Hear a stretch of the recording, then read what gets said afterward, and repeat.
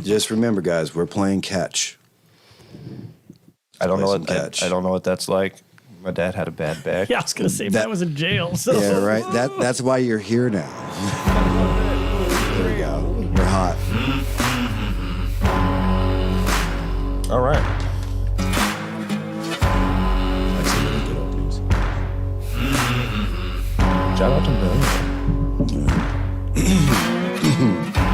Syphilis. There it is.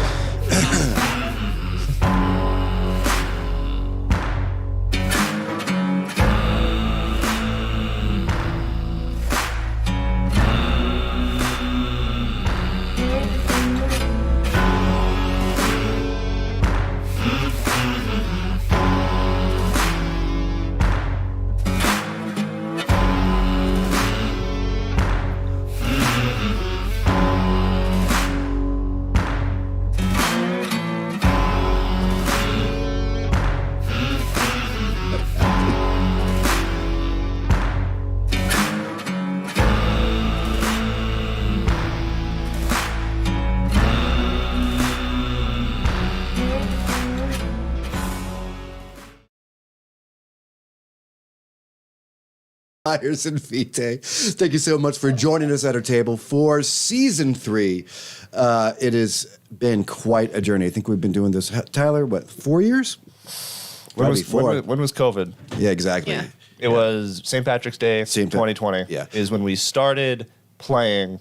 About a month later, we started recording, and I think a month after that, we started uploading. Right. So, I mean, the one strange thing about all of our opening shows, they just happen to land on holidays. Today is no exception. It is Father Day. So thank you so much for all the fathers joining us, taking some time out of your day to watch us prance around and pretend that we are pretty ponies. But we do have 2 fathers actually at our table.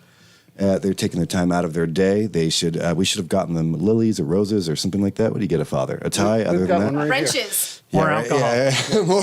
There we 10 go. millimeter socket. Yeah, those. That's true. A bucket Yeah. full. Yeah, right. So you're about to meet all these amazing players.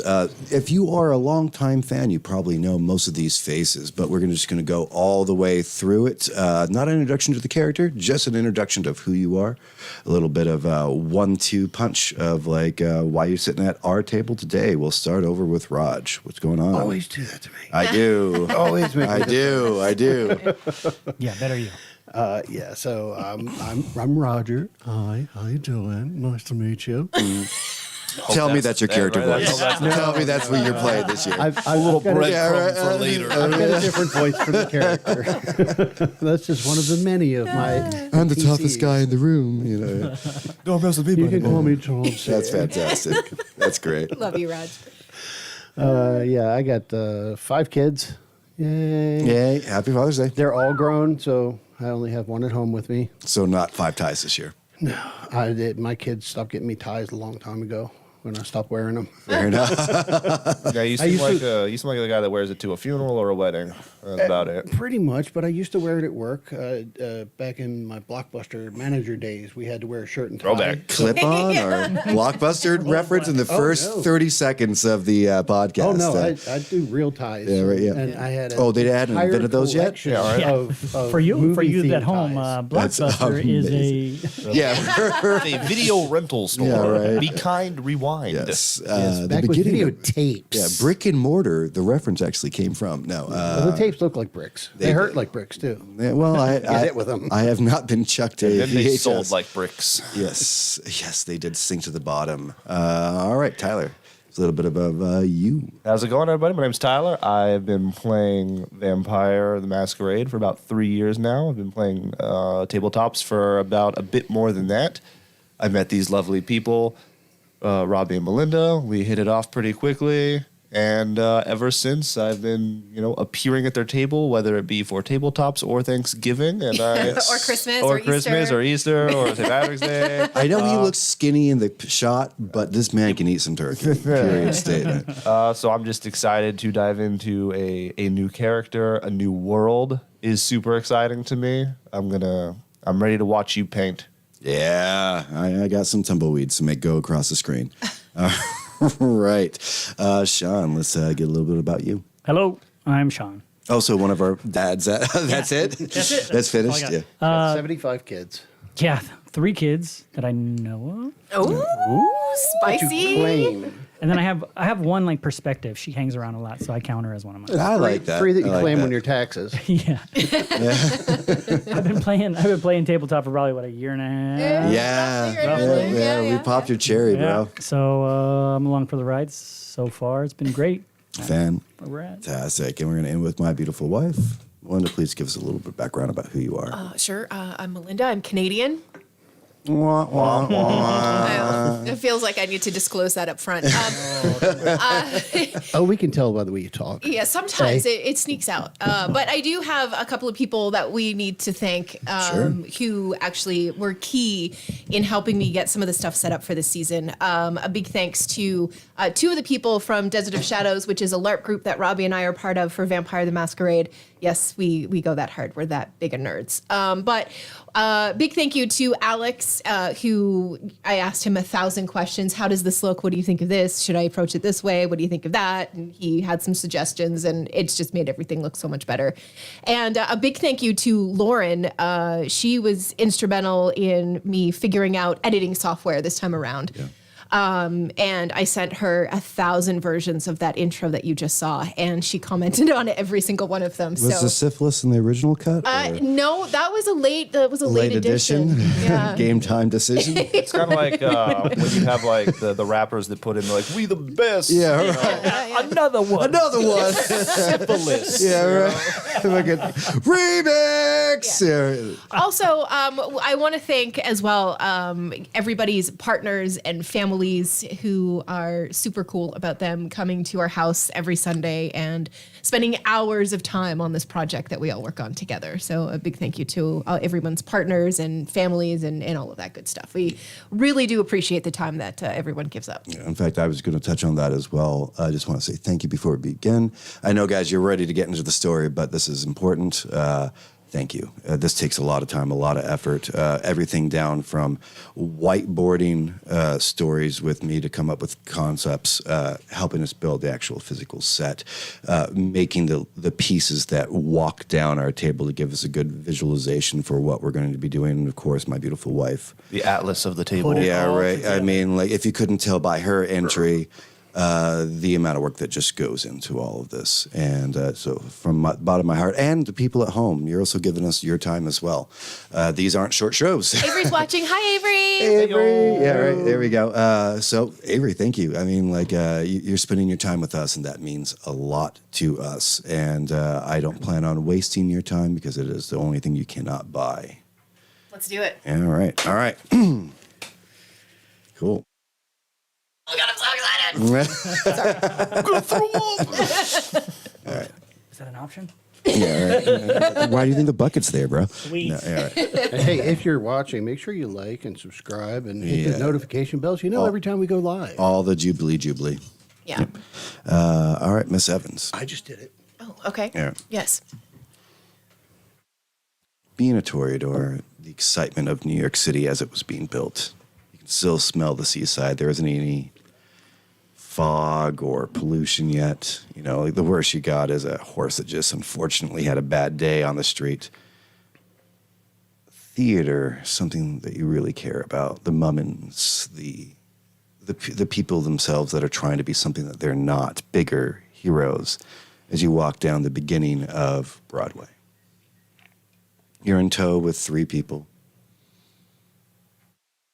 You're getting an hour away from the train. This is where you want to go. This is a huge choice, a huge option for you to expand, become something more than you're not. Why don't you paint me a little picture of as you're walking with your gaggle of hags? My entourage, they are not hags, sir. How dare you? However, they are women of questionable moral for the time. That is Rose grew up in middle class, whatever that looked like at that point in history.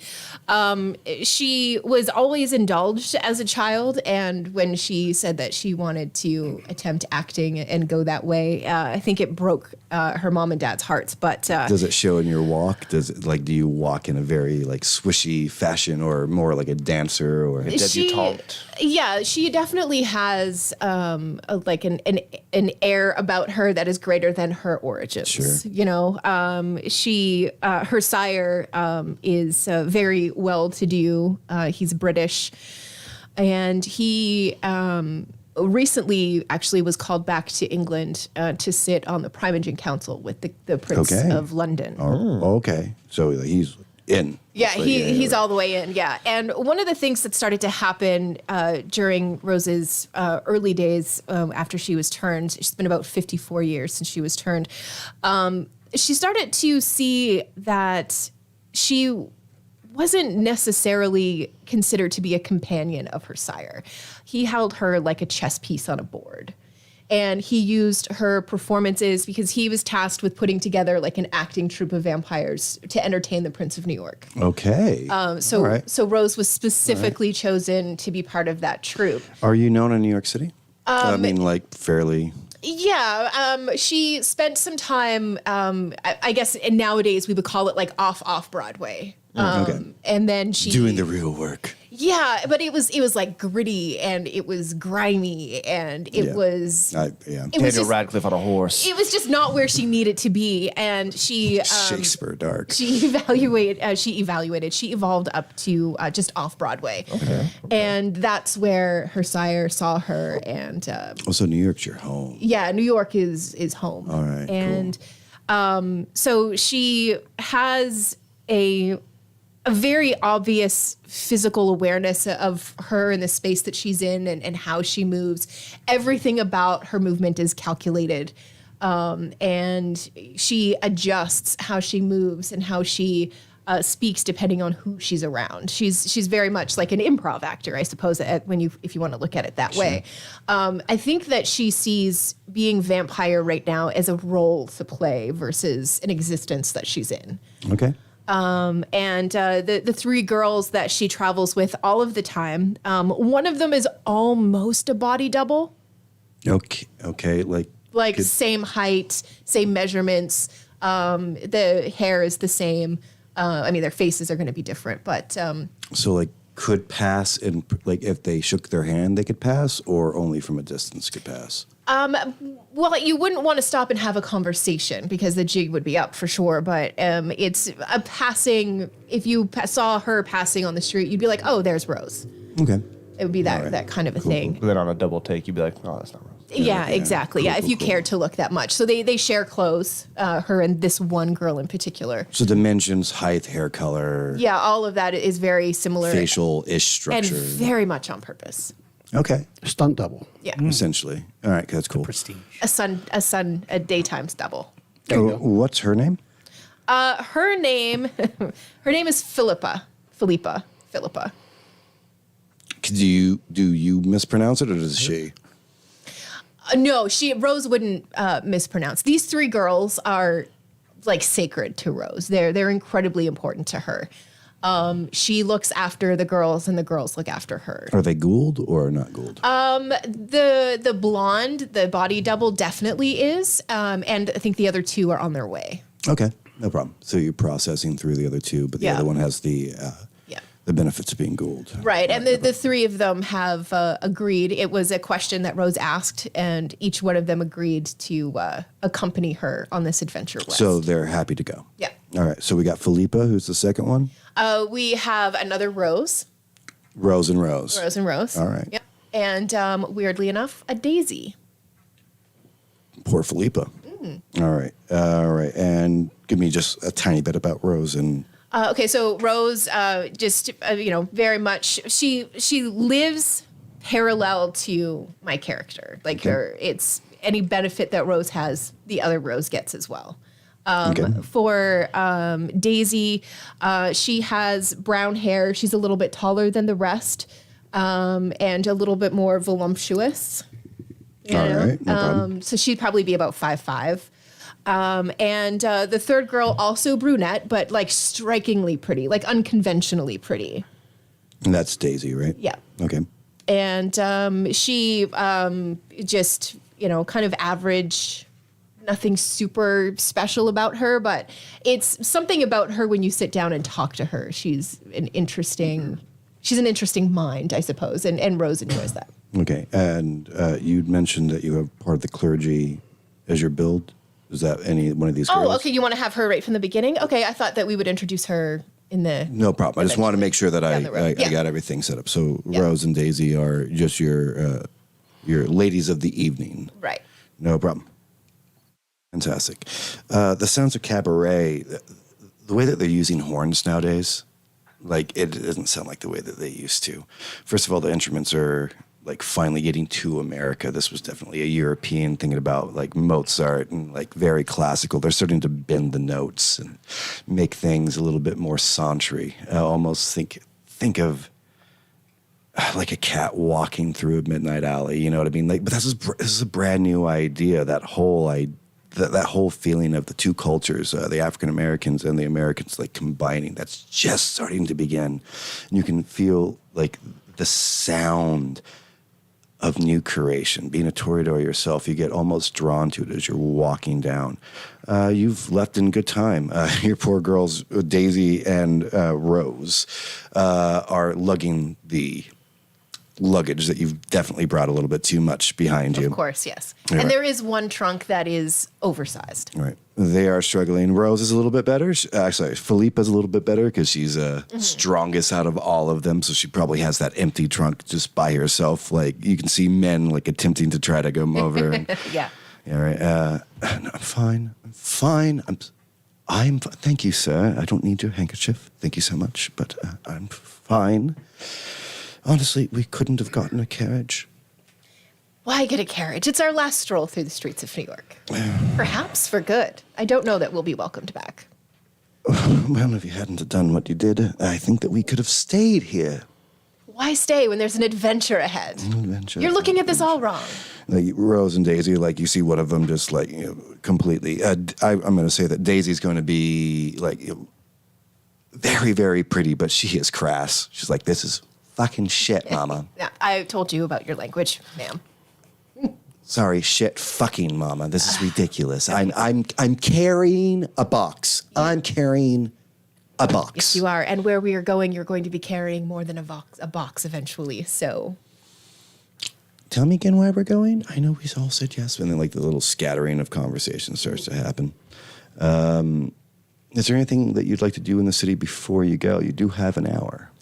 yeah, I don't think so. I think just getting to the train station and finding the best spot to be seen the most. That kind of stuff, I think, is really what Rose is up to right now. She's very much on time, no messing around with that. Something that you normally do? Yeah. That's going to be part of the character, that you're punctual and business-oriented? 100%, All right, fantastic. Why don't you give me a wits and awareness roll? Okay. See, as you're walking through the cobblestone streets and smell the lamp oil, somebody is cutting through the crowd. Okay. 1, 2, 3, 4. Okay, that is 1, 2, 3. Oh wait, 1, 2, 3, 4 successes. 4 successes. First roll of the game. Yeah, right. That's not a bad way to start. All right, first roll of the campaign. William is cutting his way through a lover, an enjoyer of all of your shows. In fact, he's paid for a couple of them, even though his family doesn't have quite enough money for him to have been able to do it. You see him cutting through as a carriage does get drawn past you.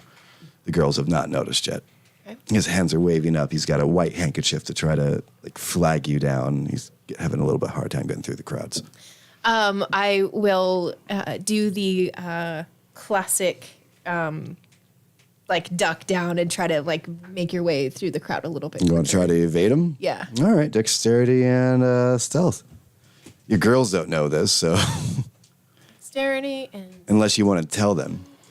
You want to try to get them to come with you, or you just try to personally avoid Oh it? no, they're like, you know those leashes that they have for children. Yes. They're not tied to them, but that's how they behave. Like they never. I was about to say. What? Yeah.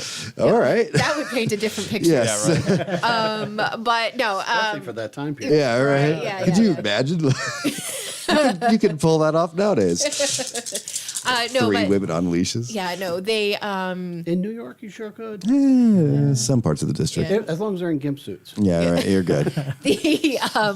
But no, they're always like when they're in a They're in crowd tow. together. Yeah, They're in they tow. definitely understand their. Yes. They definitely You've been with have them long enough that rules that they follow. Yeah. And that is 5 successes. Yeah, you duck Damn. out. Evaporate into a crowd. yeah, right. Yeah, right. Philippa even goes, "Oh, son of a bitch," and she just goes, "I'm feeling faint," and she like make sure that there's a guy behind her, like makes that little smile, using a little bit of your Tauranism as she like causes a scene, like directly into a woollied, like nice jawed. Older gentleman with his wife. The wife looks indignant as this gorgeous woman falls into his arms. He goes, "Madam," you know what I mean? The whole crowd like gives you a chance to escape as Philippa understood that this is what you want to do. And you see poor William just looking across and like you are now lost in the crowd. You will not be subjugated to his last pleas of please stay, don't go." please stay. Bless him, William. Locked. Yeah, right. He does find your girls, and they don't give up any of the information. We had to. No, we're just moving because of. William, it's so good to see you. Is he like as she's doing the part? She's almost playing a part that she's seen you do at another show. You know, Right, like yeah. the quivering hand, the trembling bottom lip. He almost for a second thinks it's you. You know what I mean? Like she's so close to you. If in situations like this where a human seems a little harder to dodge and get away from, I've given Philippa a fold of bills Sure. that she can hand off and just say, like, "Thank you so much. Yeah. Here's a little parting gift." A token to the gentleman, and she's like, "Oh, I think I can stand again. These damn heels." You know what I mean? And she, "Thank you, kind." So he obviously tries to refuse, and like the wife comes over and like closes his hand over the money. You know what I Yeah. mean? Like we're taking this, staring daggers into Miss Philippa. And you continue your way down. You know that your girls know where they're going, so you don't have a problem with. You don't feel like your stuff isn't going to arrive at this train station. But you are by yourself now, wandering the last times that you see New York City. It's all the lights here. It's all the options. It's The early days of the conversion to electricity and all of that. Yeah. I mean, like most streets, not. You still have the lamp oil. You still have that possibilities. You're close enough to the seaside that you can hear the new ships that are coming in and being called over, especially with your vampiric hearing. It's a land of opportunity, but where you're going to go to is something that is brand new. As you wander down and saunter, you get to the train station and take a deep breath, and we're going to leave you right there. Okay. Sean. Barnaby Collins. Yes. All right. You got an hour to get to the train. Where are you coming from? Are you coming from, like did you flop at a house? Did you stay on the street? I know you're a gangrel. Did you go to ground? Of course, that. I stay. I feel like I stayed kind of hidden in the alleys and just, In the alleys, and then you went to ground. Yeah. All right. As you kind of like raise yourself back out of it, it's like first the head comes up and just the eye, as you have this feeling of being in a place that's not normal. There's too much vibration. This would be like a herd of buffalo walking across the plains. If you were in the ground over there, you know what I mean? The shaking, it's just constant. It always puts you off. A little rat runs by and just kind of like stares at you directly in the eye as you're coming up. And like, if a rat could smile, he does, feeling a kinship to you. Hangs out and just watches you come up, completely passive. And it's like, sup? You know what I mean? Are you hungry when you wake up? Because you're not coming from the same kind of place as she was. You know, she obviously fed before, got everything set up. So you're getting up an hour early. Like, what's the first thing on your mind when you get up? I think at this point, I think I've fed recently. Okay, so you're good for the moment. Yeah, for the moment. I'm kind of unsteady about the just so much going on at that moment. Sure. And just kind of working my way, I guess, out of those alleyways. The alleyways. And just trying to kind of stay inconspicuous. Feeling like I'm looking around and everybody's kind of looking at me. Sure. And What do you look like? So I'm roughly about 6 foot, taller individual, brown skin, Mexican descent. Okay. Look of Mexican descent. Okay. Accent not there. Okay. Schooling from someplace. Yeah. Small like goatee type beard. Okay. Real short. Kind of dressed in all black. Again, just to kind of blend in. Not really like they're looking to stand out too much. Sure. And I think just walking forward, kind of knowing where I need to go, but again, not Right. really I get engaging. you. You're right. Like for you being lost in the wilderness would probably never happen. Mm-hmm. Like, this is something that you can look around and find your environments. Even though there are street signs, this just means nothing to you. Right. It's unlike Rose, where like she just feels at home. This is literally where she was turned. This is her lifeblood. This is you're a pilgrim in an unholy land. Mm-hmm. Walking through these streets, it's no matter where you step, you feel like a horse is going to hit you. No matter every single time that you're going to go just to change lanes, even with people, you're not used to people, that many people. Right. You do take a notice and see that little rat is following you just for, just not bothering anybody. He's just padding around on the street. It goes underneath the woman's dress and, you know what I mean? There's a little kerfuffle underneath that. Taking everyone's attention away from you, I think that you kind of duck in someplace else. Yep. You have an idea what the train station is, but, why don't you give me a wits and awareness roll as you're walking through? Oh God.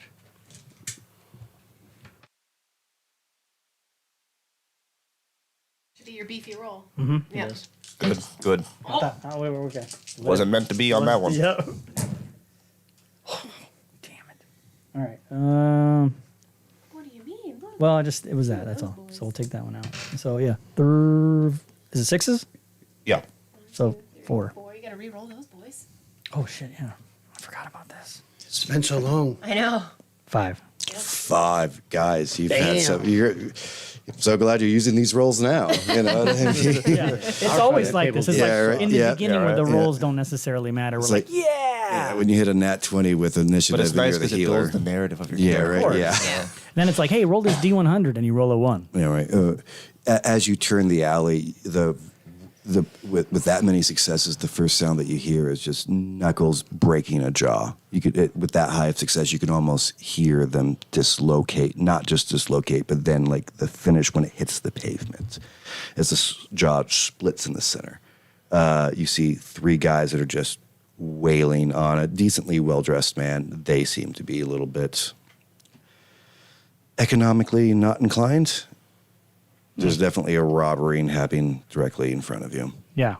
And you've taken 2 steps in, and with that high of a roll, I'll even give you that you don't see, but you just know that there's another person that's probably going to behind you. You know what I mean? Kind of trap you in this alley now that you've witnessed the crime. That reaction. Motherfucker. I was gonna just keep going. Just by the way. You can drive. Yeah. So I look at the individual that's on the ground or getting the shit beat out of Yeah, him. yeah. He's like in front of you about 30 paces. Like, he just looks like a rich individual that's just getting rolled. Yeah. He's I like, don't give 2 shits about him. and you just keep on walking. All right. They the 2 guys are like holding him down. The guy that had just split the jaw, you can smell the blood that is like coiling in this gentleman's mouth as he like looks up like hopingly and expectantly, and it's just the guy pauses. Carry on, fellas. Oi. Boom, and just continues. You hear that. I mean, like you can hear the back molar, just hit the pavement as you walk by. The guy that was behind you he was flexing his arms, like figuring that you would probably have something to say about it. You like, Just give him the look, kind of nod, and just good day. Busted news. yeah, right. You got the one spur that's behind you, so every like second step is the ding as you just walk by these guys behind you. The guys just getting rocked, and the vest is being ripped open, and like they're gonna take him for everything you do. As you take another alley, you go around the corner and you see the train station. Nice. There you go. All right, that informs a lot of character. I love it. All right. It's a rough city. What are you gonna do? Yeah, right. Look, Good. man. All right, Mr. Walt. Where are you before that 1 hour before the train?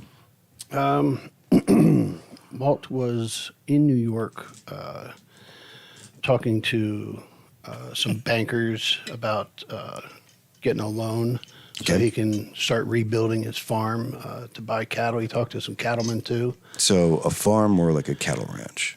Or can you do both? Yeah, the one where he grew up was both. Okay. They had fields and they had a herd of cattle. They're pretty well to do Did you for where they were. Did you like that? Or is that Oh yeah, something- that's cool. that's where Walt grew up. Great, He's great. a corn-fed farm boy. Okay. He's a big guy. It's about 6'1", like a big frame, but not heavy. He's lean, but he was 49 when he was turned.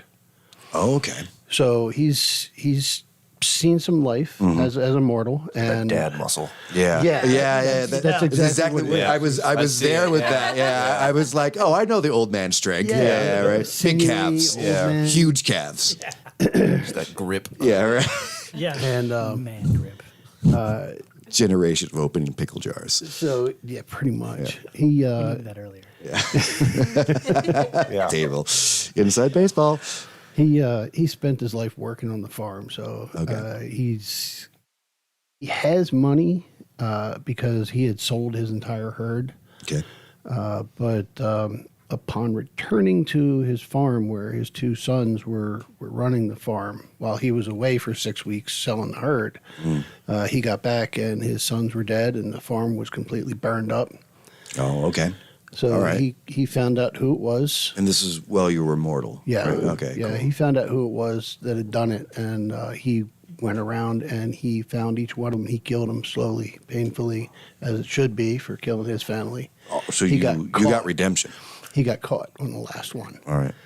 and he was in jail. That's when he got turned. His sire showed up in jail, killed the sheriff, killed the deputy, went in and Oh, gave so you him made the a big option. enough wave. Yeah, you caught the attention Yeah. of. Yeah, okay. well, this guy had been following him for a little bit because Okay. he wasn't being quiet about murdering these people. Sure. He'd go into the tavern afterwards and talk. Yeah, I just went and I killed Joe Bob because he killed my sons or something like that. Sure. All right. All right. But his sire gave him the option. He said, look, you're going to die in the morning. One way or the other. You're going to die in the morning. So these people are going to hang you. You've already been convicted. That's it. Sure. Because it was the mayor's son that he killed.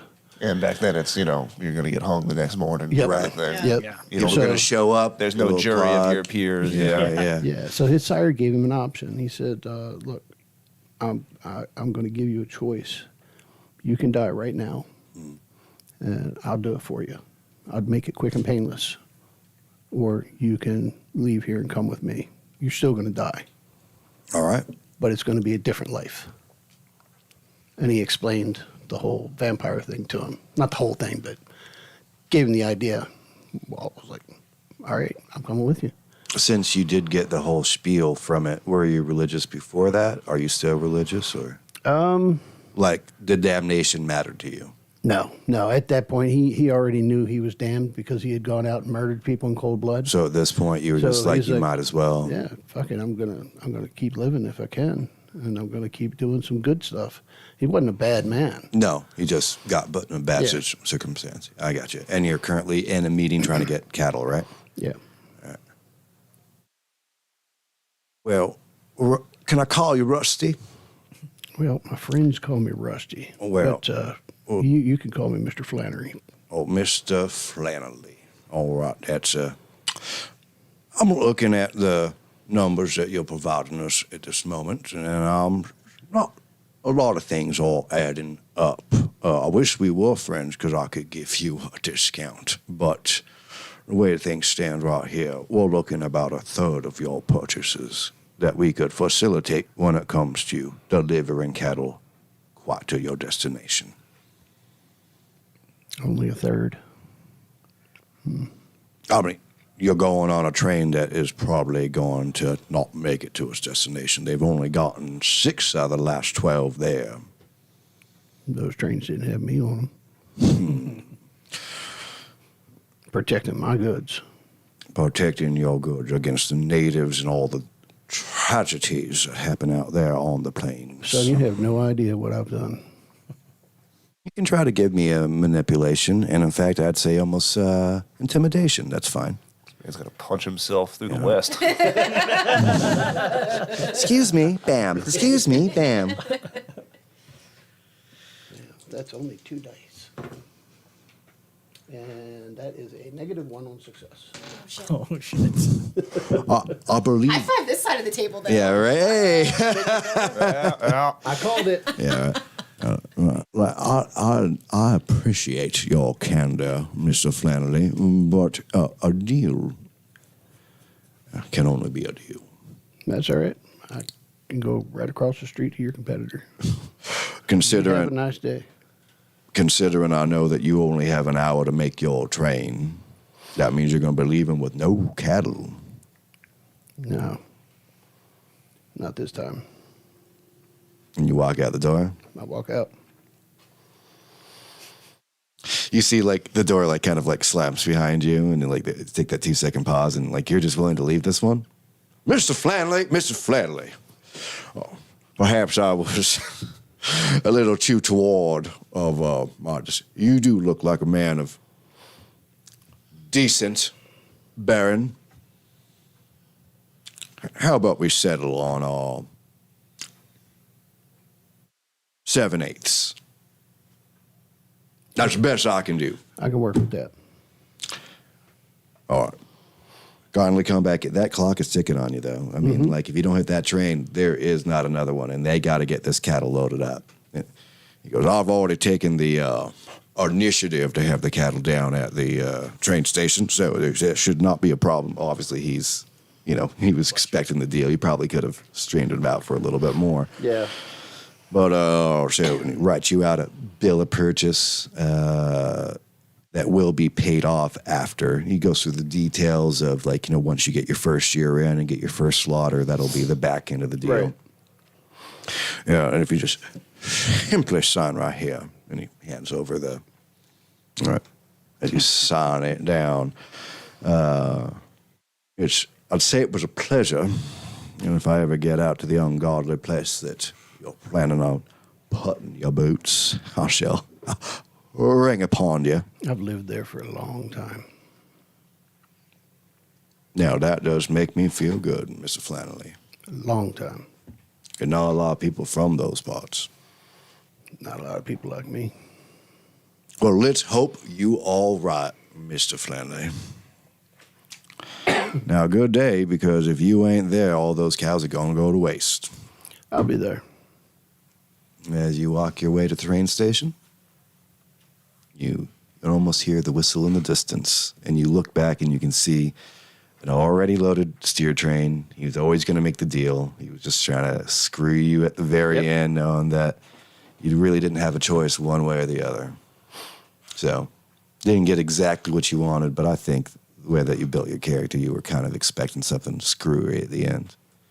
Yeah. So once I get down to the train station, I want to go up to the cattle car and kind of go in and look around and get in between the cattle because I'm a farmer. Yep. And I'm going to have a little meal. As you sit down, I feed you're on cows. Oh, there you go. You choose a prime heifer. I don't believe I'm dry. You heifer. Right. Yeah, right. You heifer. I believe. As something that I'm sure that you're very practiced in. This is something that you learned how to deal with your. Actually, his sire taught him how to do it this. without All completely right. draining him. All right, cool. It's very There's a useful. tribe in Africa that does that, by the way. Yeah. It's a very real thing. Yeah, there you go. Yeah, they use an arrow to like the neck, and they like fill a bowl, and then they plug it up, and Yeah, I've cow's seen that. fine. Yeah, right. So, And you get absolutely. winner Oh, chicken how do you dinner. like that? Yeah, there you go. Yep, that's exactly what you're pretty much described. Do you have a bowl? No. Just go right in. Yeah, right, right from the fanging tap. it. All right, just fanging it, fucking raw dogging it. All right, yeah, yep, and it feels nice. You feel like you finally have a big enough investment. You're going to go back home. Your deal in New York is complete. I don't think it's quite the same thing as Barnaby Collins of being, uncomfortable in a city. But But this there's is still too many people. I mean, you can feel To me, that. New York is too wild. Right. That as you're about to go someplace that, in fact, you'd be the only person that's ever made this trip before that's currently joining us. So, But Rusty also carries 2 six shooters. okay. He's got 2 Colts, and in his bag, which he had already taken down to the train for him, he has a rifle or is a shotgun. I don't know. But you have It's a third, a long gun. sure, a guy that's used to working on the ranch. Very stable equipment for a rancher. All right, fantastic. As you can feel, the train has not arrived to pick you guys up yet, but you are in your cable car that's sitting on the tracks. Be back to you. Alister Hayworth. Hello. All right. That's me. You're in New York City. Where are we? I'm in Boston. Oh, you're in Boston? You haven't. Train's going to grab me in Boston, I thought. Oh, well, that was not my intention, but we definitely can make it that way. Well, I'm from Boston. Yeah, I mean, that's I could fine. be Yeah, up right. in New York if you want me to be. Nope. That is fine. Doesn't matter too much. Well, I then- can be in a hotel room. It Yeah. does not matter. Nope. That works for me. You do know that you are about 4 hours away from getting picked up. You have set up a large part of the town that you're about to go to. Haven't named it yet. It's been kind of bothering you. In fact, that's what you're looking at. You've balanced all of your book sheets. Something that you do very well is that you do business. I mean, an accountant, a nerd, but the finest of sorts. And you've already lined up all of your deals, all of your pleasures. The name is bothering you. And your servant, what do you want to call him? Oh, my ghoul? Yes. Oh, my ghoul is Jeeves. Oh, Jeeves. Easy enough. Yes, master. Oh, sir, your suede boots are packed in the front of your luggage. I was wondering if you truly want to leave. It's quite nice here in Boston. Yeah, you see Alister. I'm gonna explain what Alister looks like real quick. He's 31. He's been a vampire for 50 years now. Okay. And then I'm just going to read what I wrote about him that way I didn't mess it up. Alister is a tall man standing about a full head above most other people in the crowd. Okay. It's kind of an advantage that he has. He can Yeah. always kind of like see over people, or like 6'2", something like that. Actually, the three guys would actually stand out like a crowd during this time period because Yeah. most people were short back then. His face is a clean cut, kind of attractive. That last year of boyhood is like right behind him, but he still retains that youthful vigor. You know, he's a man, but a young, not a young man anymore, but he's a man that hasn't aged. Sure. He's right on the cusp. Under his elegant outfits, you would see a very lithe and slim man, just on the border of being underweight. Okay. He's got short black hair that he pomades into a widow's peak, and really dark brown eyes that almost seem kind of black when you stare at them. He wears his black trousers, polished dress shoes, crushed red velvet vest, black embroidered, tailcoat jacket, little top hat, carries a little cane around. And very, very fashionable, on the up and up of Boston fashion in the 1860s. Like well dressed, or would people think you posh? He is kind of towing the line. Okay. Of what he definitely would not be in the seedier areas of town. Like he lives Sure. in the heart of Boston. Sure. But not to the level of posh. You don't look bougish. Yeah. And he has a leather holster on his hip that carries a ivory grip 6-shooter with a rose thorn engraved barrel. Have you shot it a lot, or? He knows how to shoot. This is actually, he hasn't shot this one, Okay. but he knows how to shoot. He's a pretty good shot. This was a gift from his sire. All And right. It was more of a statement piece, but it is fully functional, and he's oiled it. It's ready to go. It's polished. It's, that's going to be kind of like his piece. It is almost the one part of his outfit that looks strange about him. But even in there's still an elegance in the firearm itself. So Ornamental. It's an ornamental, but Is your sire happy that you're going to go on this adventure? my sire or- has no idea. no idea. So you see Alister is staring at his watch, Okay. and he's got his ledgers from the Camarilla, because he has spent the last 50 years balancing sheets, essentially doing favors for the vampires and kindred in the Boston and New York area. He is kind of that guy that people go to, but he's leaving because his sire has never let him take credit for most of the favors that he's pulled, and Alister has done a lot of work, and you've pulled most of it off. and he's well respected in the Camarilla. A lot. He has a decent amount of influence in that sense. People, even the elders, would know to go to Alister if they needed something to do with finances or moving an object from one place to another as discreetly as possible. But nobody in the Camarilla knows that Alister is about to disappear. So he looks up from his pocket watch and puts it in. Yes, thank you very much. What would you like me to say to Miss Juniper when she arrives? You do have a dinner date at 8 o'clock, and if you're on that train, you'll obviously miss a good opportunity. Jeeves, you've been Fucking excellent. Of course, sir. Have you not? These past 40 years, Yes, I was a child when you met me. I need you to understand. Those like dark circles. Like I need you to understand that I will be disappearing for a while. Sir, I don't want. What will become of me?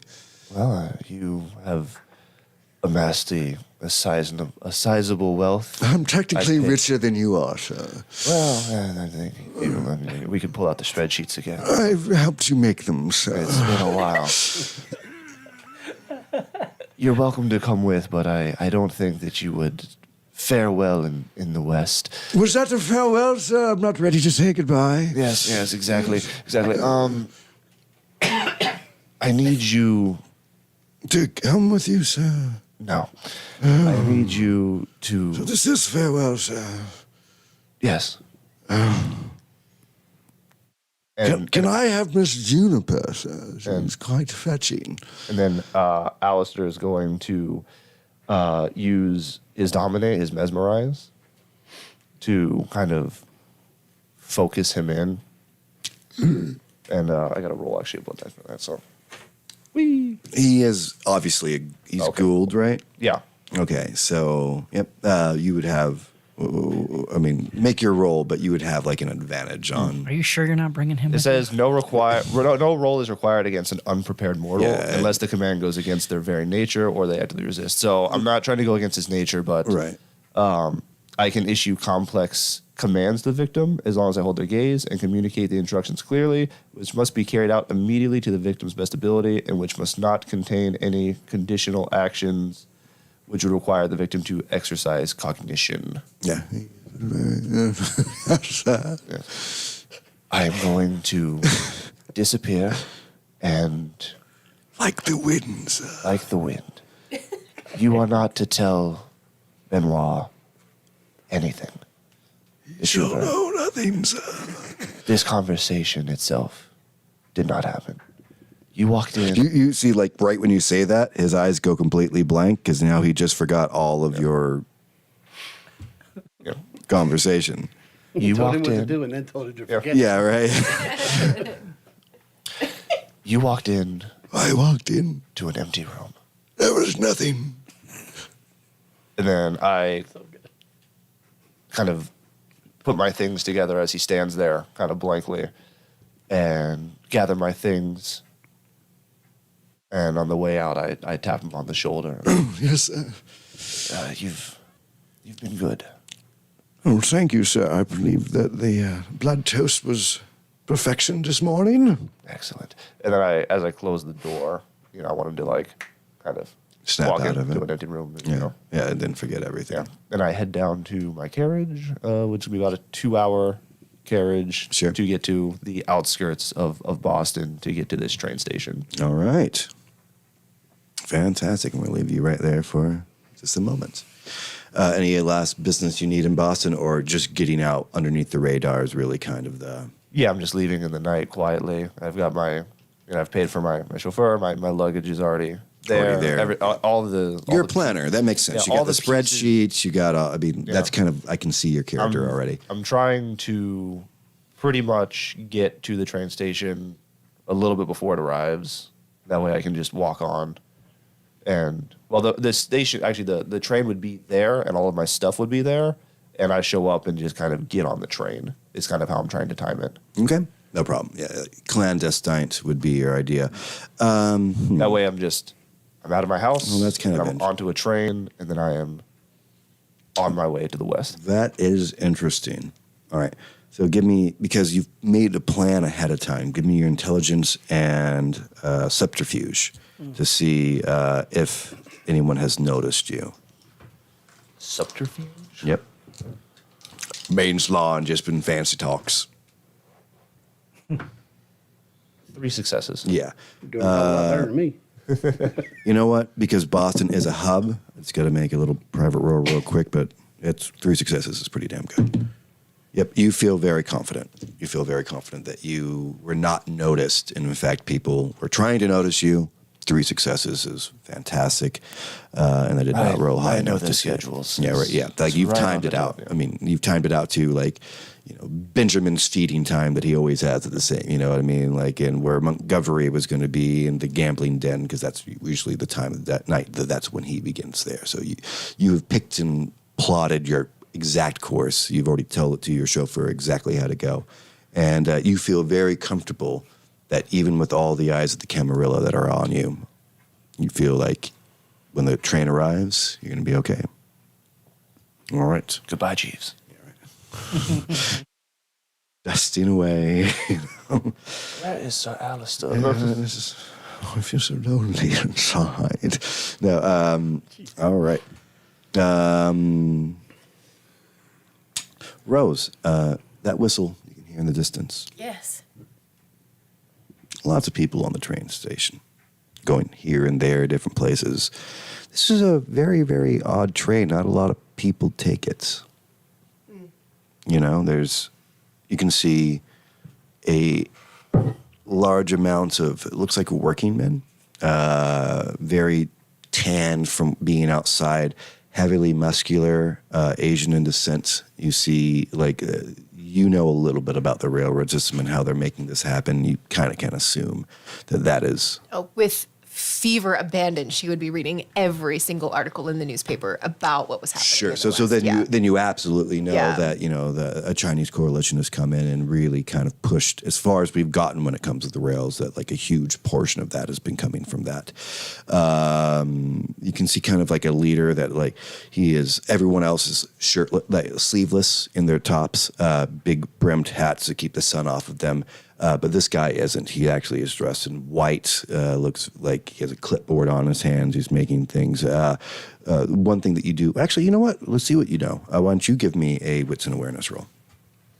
Unless you want to take some serious time and investigate this. If you want to go in and start poking around to see anything about them, you can. But if you just want to get a cursory glance, Yeah, I think that Rose. keeping your distance, kind of thing. Keeping her distance, but I think that she's pretty good at reading people as well. Sure. Yeah. I can see that. Okay, 1, 2, 3, 4, Jesus. 5, 6. How many dice do you people have? What have I allowed to happen at the table? 7 successes. 7 successes. Yeah, I mean, his daughter's name. No. Yeah. Anyway, what you really do pick up is just how efficient this is. This isn't like a bunch of rabbled guys that their main goal is to hit a pick perfect. You know what I mean? It's not. The gentlemen that seem to be part of his thing, they're moving almost like it's military, like a military thing. Doing, everything is put away perfect. The amount of 7 successes, you see the strap that they put in, the two because they have things to build more railroad. Yeah. The ties. And, Yeah, I mean, like, so all the bundles are being kept with them. You notice that it's the exact amount of notches in the leather straps that are keeping together some of the ties. Like, it's all the same. This guy is regimentally, like, doing this out. He'll say something, and, like, 4 people in unison will be like, and then go do that exact thing that was not exactly talked about. Right. They have found a pattern. They have a idea. All right. Rusty. You like Rusty, or do you prefer Mr. Flannelly? I'm liking both. It's Rusty. Rusty. All right. Why don't you give me that same roll? See what you can see. What was that? That's going to be, unless you want, there's a couple things to look at right now. You can see some, like, rough and tumble gentlemen, like, billy clubs in their hands. All of them have, like, the same hat, like the bowler hat that are walking through. You do see at the very front, there's a coalition of, obviously, the people that are going to be feeding the engine. There's a bunch of black guys. You can see one guy that has a vest on, no shirt underneath it. The guy is rippled and huge. He has, as you look over, you can see he has like golden not sunglasses, glasses that he's actually, pretending to read. He's not completely there yet, but he's definitely in charge. Give me a high enough roll, and you can ask a couple things, and I can see some cool things for you to find out. I think Rusty be more interested in the guys walking around with the billy clubs. Okay. Knowing- Do you want to engage with them and investigate, or just want to get a cursory glance, kind of like Rose? Just kind of watch them. Okay. See who they're watching. Cursory glance, no problem. So why don't we give me a wits and awareness roll there?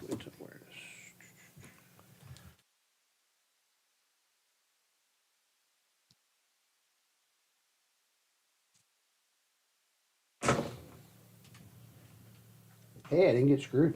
Hey, Oh, it's coming. I got 3. 3 successes. Yeah, three is pretty much going to get us there. What you're looking at is unlike what Rose saw, and having that military fashion to the way their gait and all of it. Like, no matter what you're doing, you're always listening to the leader. You see with these rough and tumble guys that it looks more like they got rough guys from the neighborhood.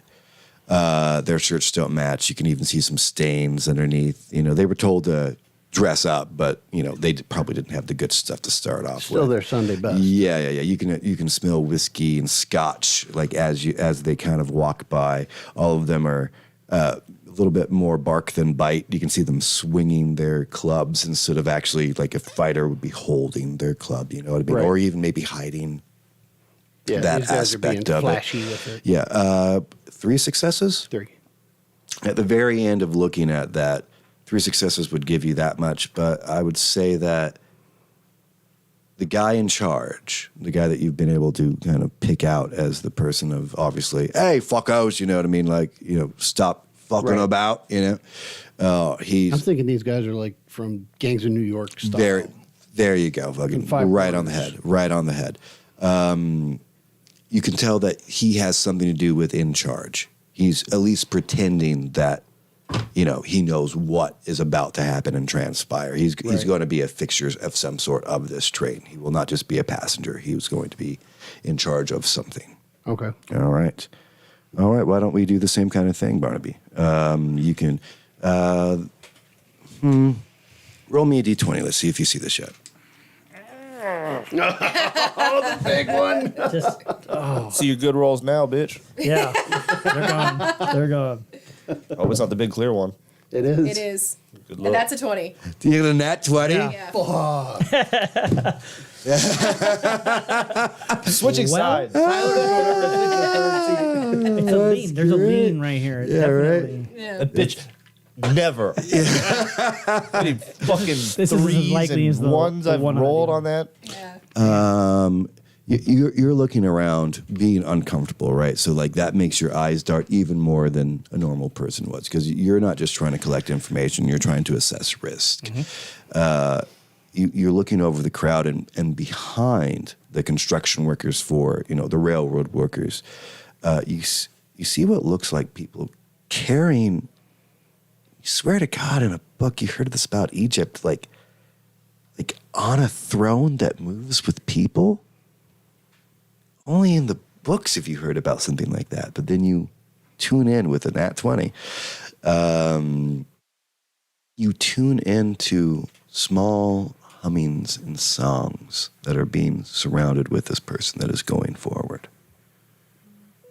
Go investigate if you want, but there's somebody very important is being delivered by hand to this particular train. I keep my distance, but definitely kind of getting close enough to kind of just see a little bit more. Okay. But other than that, I'm not too interested in anything other than what that person might have to do with for me. Sure. So I'm kind of gauging that as Sure. far as that. So, like, I can see you kind of walking down the train station as, like, your boots hit those. If you've ever been to a boardwalk, you know, like in California, you know, like that sound when it's hollow and raised, like almost like a decking that goes against where the train to get up through. You can hear that, like, the hollow sound of the wood as you walk, make your way a little bit closer to get a good look. Mm-hmm. For a moment, you were like, oh my gosh, are these two groups together? They're both Asian. But as that group comes to the very back of the train with the construction workers, you can see them all in unison, like bow. Like they know who this person is and there's respect. But they don't stop there. They just continue to walk to the very front of the car. Actually, Rose and Rusty, this is when you would notice this as well. Okay. So, we can't have that? No. I mean, the walking, honestly. I mean, there is a limit to ostentatiousness even for us. Dear. I don't think so. I want one. Well, maybe where we're going, you'll get one. I want one now. Yes. As it like passes you, you know, like the smell of incense is wafting through, the slight hum of all the people that are involved there. It's a very unified step. Like she sways, like actually Rusty, you get to have kind of a peek into those curtains. Like they're almost like a gossamer that surrounds this. And definitely female. Can't really pick up anything from the gossamer, but you can see a female shape that's being swayed back and forth into this car. Am I close enough to hear the conversation that they're having? Yeah, there'd be no reason for them to disguise their voice. Yeah, no. How far am I for them? You guys would all be within earshot. Because if I heard her, what's her name, saying that she wanted one of those skiffs, say, excuse me, madam, where we're going, we don't have anything like that. It's not information I wanted to share with Hold my on. company, sir. Sorry, There's not just going to be honesty. shifts? No, it's going to be wonderful where we are going. The guy with the beard seems to know more about where we're going than you do. It's a nice place. Do you truly think that's true? She pouts, as she always does. Yeah. You know, I mean, that's part of her outrageous and reliable, but, you know, she's a pouter. Mm-hmm. Scuffs her boot. Yeah. She knew that it wouldn't be nice, but there's no reason for her not to pout. Yeah. That scuff will cost you later, I'm afraid. Rolls her eyes, turns her back, and just watches the procession going through. I chuckle, like a very mild chuckle, but just like, that's it. Help these days, you know? Tip my hat to you.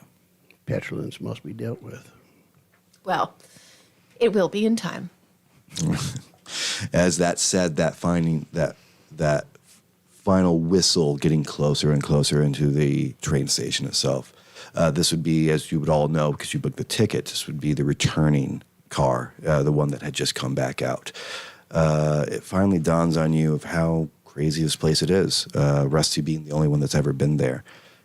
As the train comes closer and closer and closer to the station, you see the amount of blood smeared in the front.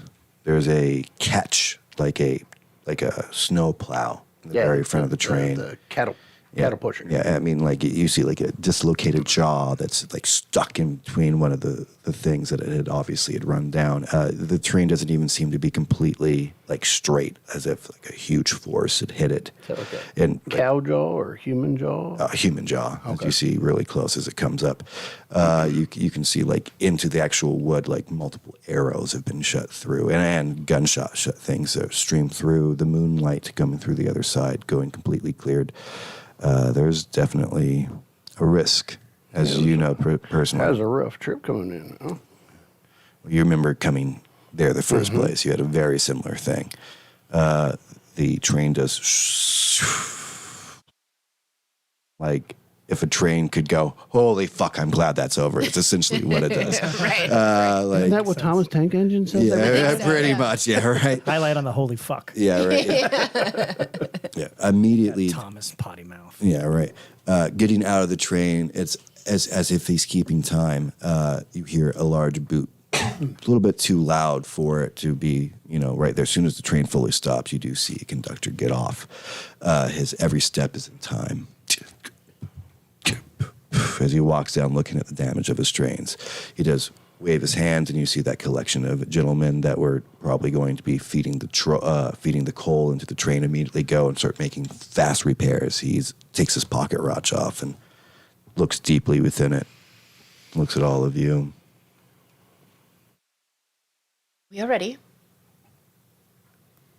45 minutes, exactly. Be ready to go. How soon until we can board? Looks over at the guys, looks back at his clock. 13 minutes and 48 seconds. Fantastic. Well, gentlemen, I assume we're headed to the same He destination. just walks. Yeah, no fucking time for you. Yeah. Yeah, if you're going out towards the end of the line, we are. Going to the last stop. Yeah, last stop. What takes you there? That's where I live. A bona fide Western gentleman. The thrill of my life. Pleasure. Tips his hat. Yeah. New beginnings, man. That is something I can relate to. Daisy will come up and go, I've heard a rumor that y'all smell of spring flowers, and she'll twist your beard for a second. Is that true? It depends on time of day. Smell quite nice right now. Yeah, well, It's almost I'm in like the city. you just had a business deal. Why don't you give me a wits and awareness to see if you can feel her trying to pick your pocket? Oh, shit. Forgot. And it's my girls. Just reminds me of the TikTok. Pick a pocket. You heard that lately? Yes. Oh, ridiculous. It's amazing. All right, didn't get screwed again. That's 4. 5 successes. 5 successes. Yeah, you do. She starts the hand goes to your stomach first. It starts working its way up, but it doesn't. Right when it gets to your breast pocket, you can feel that slight inclination of the thumb. I just gently grab onto her hand and say, Madam, Ooh, a strong man. I'm not that kind of a fella. Thank you very much. I appreciate the You can't kindness.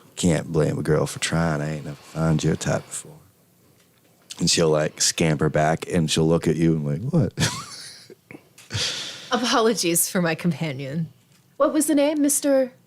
Well, it's Walt Flannery, but my friends call me Rusty. You can call me Rusty if you like. Mr. Flannery for now. That's fine. Miss Evans. Charmed. Pleasure, Miss Evans. And you, sir? Barnaby Collins. Mr. Collins and Mr. Flannery. Well, I am so much looking forward to our adventure together in the West. You were established. Have you a homestead, I believe is what you call it at West? I got some land out there, and my cattle on the train here. Cattle. Wow. My goodness. You take a look back and you can already see that they're setting up to make sure that it will connect. And Yeah. it's going to be your cattle car. Currently, is going to be on the furthest back. In front of that is going to be the construction material to continue the the railroad, all the Chinese equipment essentially. Mm-hmm. Then you'll have normal boarding, a train, like a dining car, a bar car, and then it will go up to Should be a sleeper car, too. Yep. Oh yeah. Well, depends on how much money you have. Yeah. Yep. I would be able to afford a sleeper car. Yep. Well, there you go. Yeah. There's. You guys haven't had a chance to get on the train yet, but there's even going if to I be a did, couple options. Rusty could just sit back and pull his hat Yeah, down. right. Fair enough. All right. Time is starting to tick by, and as we all get on, your last looks in New York City. I can't wait to leave this behind. I won't miss it. Too many people. I don't say anything. There you go. I'm just smiling, Right. like As a weird smile. Like Yep. Just happy to be going, you know. Yeah. As the three of you join, find your respective seats. For you, you go to your sleeper car. That is fine. I'm sure that you're probably all the same. In fact, do you have a room yourself too? Or I don't. You don't. All right. You do find the darkest corner. Yeah, thinking about later because sun's an issue in the West. All right. No problem. That's why I like the sleeper car, because it's got shades I can pull down on my section. The train does pull off. That lonely whistle screams again, as New York should always be in your rearview mirror from that point on. As we go on an adventure to the west, the train takes about an hour. Some of you chit-chatting between yourselves, you know, or find a nice comfortable spot. Make sure that you don't have any blind alleys. I think you gotta kind of all stay in your seats for this time period. You know, your first stop is going to be Boston. As the train comes up, you've had a couple seconds to look at your private car, Mr. Alister. Is it to your liking, sir? Yes, As the very bored expression of a guy just doing a job to get a paycheck. Yes, it's fine. It's the last one I'll see for a little bit. I'll be on a train for. The windows have been blocked out. Yes, you can never be too careful, and discretion is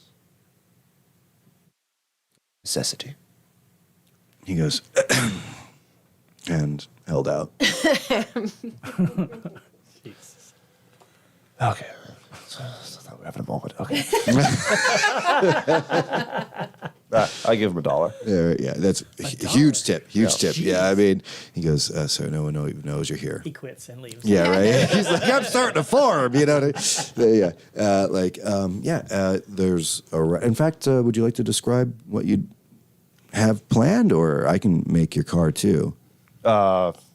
Am I on the train now? Yeah, you're on your private car that you wanted to not be seen. You had a good roll. We stopped in Boston. Yeah, right. Yeah, right. Yeah, I mean, the train's about to pick you up, but you have a private car, so all they're going to do is you had a really good roll when it came to manipulating all that. So I'm just going to put you on the car. That way, no one can see you. Like you're essentially just get picked up. Yeah, picked up and gone. Yeah, I think I'm also one of the only things in Boston. Yes, you are the only thing in Boston. They got to go up to go get your ass to go around. Yeah. So yes, you've paid for a lot of this. So I just kind of sit in the train car and I wait to get picked up. And once I get picked up, I'll tell you what my plan is, because I have a plan once we start heading west officially. The train does back up. It couples itself to your car. You are the last car on this whole train. Sorry. You would not be the last car, because you wouldn't be behind steerage. You'd be. I'd be the last car. I'd be the last car before all of the equipment Dining, and stuff like that. exactly. They would have to unhitch it and then throw me Yeah, in. that works. Yeah, that makes sense. As that process, you guys all notice that there's like kind of bourgeois looking car like getting hitched up. It doesn't look like any of the other ones. Like, it's very sleek and designed and sped no expense. As you do take off from Boston on your way across the plains. How full, as far as people, is the cars? About 1/4 of maximum per area. So every place that you go, if there would be 25 seats, or let's say 50 seats, there would be about 15 people in there. And once the train cars are, I do leave my study, my little private area, and I walk towards the front of the train to talk to the conductor. All right. When I get up there, I'm like, thank you for your on-time manner. I do appreciate your. You can audibly hear the clock. Yeah. You know, I chose you for a reason. You see, would it be possible to get a manifest of the passengers on this train? I would like to see who we're taking. Mr. Hayworth, you pretty much spitballed and bought this entire train. You can have whatever you need while you're here. Yeah, well, courtesy goes a long way. I demand nothing. Well, then that's a freak. Then you can see like he's not used to niceties. He's very much a non-bullshit type individual. He goes, I appreciate the courtesy. Absolutely. Hand you directly over the full manifest. Thank you. And I'm as I'm walking back, I'm perusing the names to see if anything sticks out. 'Cause it's the only thing. It's the only piece of information I wouldn't have had is tickets for the train. Evans, Rose Evans. That name sticks out. Camarilla someplace. Can't really put it down. Evans is really, not Rose particularly, but Evans. That name is stuck in your craw. You feel like someplace in Europe was important about it. Someplace in New York was important about it, but you can't really place the name. You see another private car, which you did not say was okay, but there's another private car attached to the train. Introductions are in order. And you see in fact, it just says private car. It's incomplete. And you just saw this man. You saw his little room. Everything's perfectly put away. Everything is, not having information would be odd. Okay. I think with that, I'm gonna go to the is there like a sign for Evans, or just say what room, like what card it is? Yeah, you see sleeper car 3. Okay. Just because I can't get the name Right. out of my mind, and that causes me a bit of like a twinge of anxiety. Right. The private car also a little bit, but I think Alister is in a paranoid, state of mind. So he knocks on Rose's car gently. I'm sure he passes you as you walk by. Barnaby sees him, kind of keys in. I'm not pretty much in the shadows and kind of poke myself out, and I stay close. You're gonna Not follow? like super close, but You're gonna follow. Okay. Well, then this will be a contested roll. I'm curious about him. All right. You're not trying to be stealthy. No. You are. Yes. So this will be your insights and awareness against your dexterity and stealth. Play and follow the fancy man. Oh, motherfucker.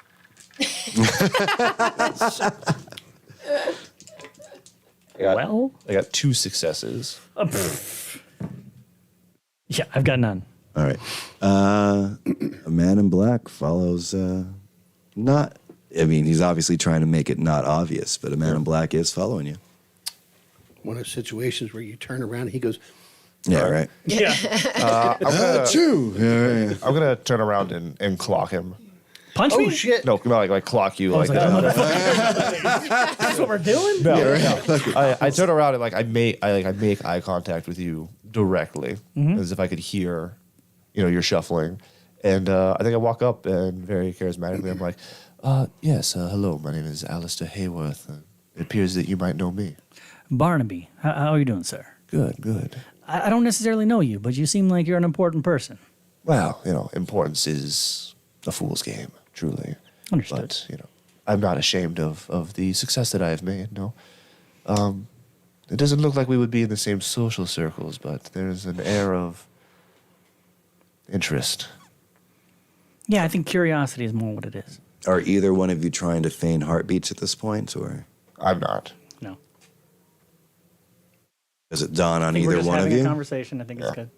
Remember, in this time period, running into another vampire would be like a deal. It's rare, though, right? Yeah, I mean, you all are 10th generation. These are. Can I do another insight awareness to see if he is Yeah, vampiric? in fact, I'll let you guys both do it. Fucking crazy. Okay. Yeah, right, All yeah. right. Because this would be like like a a standoff like kind a of, fucking yeah. square off, So what would that be then? It'd be the same for both. Insight and awareness? Yeah, because you don't have enough time to. Wits and awareness. Wits and awareness? Wits and awareness. Oh, so same as mine. I got 1 success.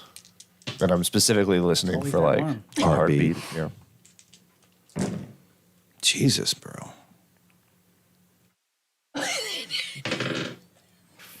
Fucking one. One. It's just. All that. It's like it's. See, this is reality right here. Yeah, right, yes. Like, have you ever seen? Honeymoon's over. Have you ever seen 2 roosters are walking around? They're not fighting yet, but like they're having this like weird like standoff one. you guys both realize almost instantaneously and go,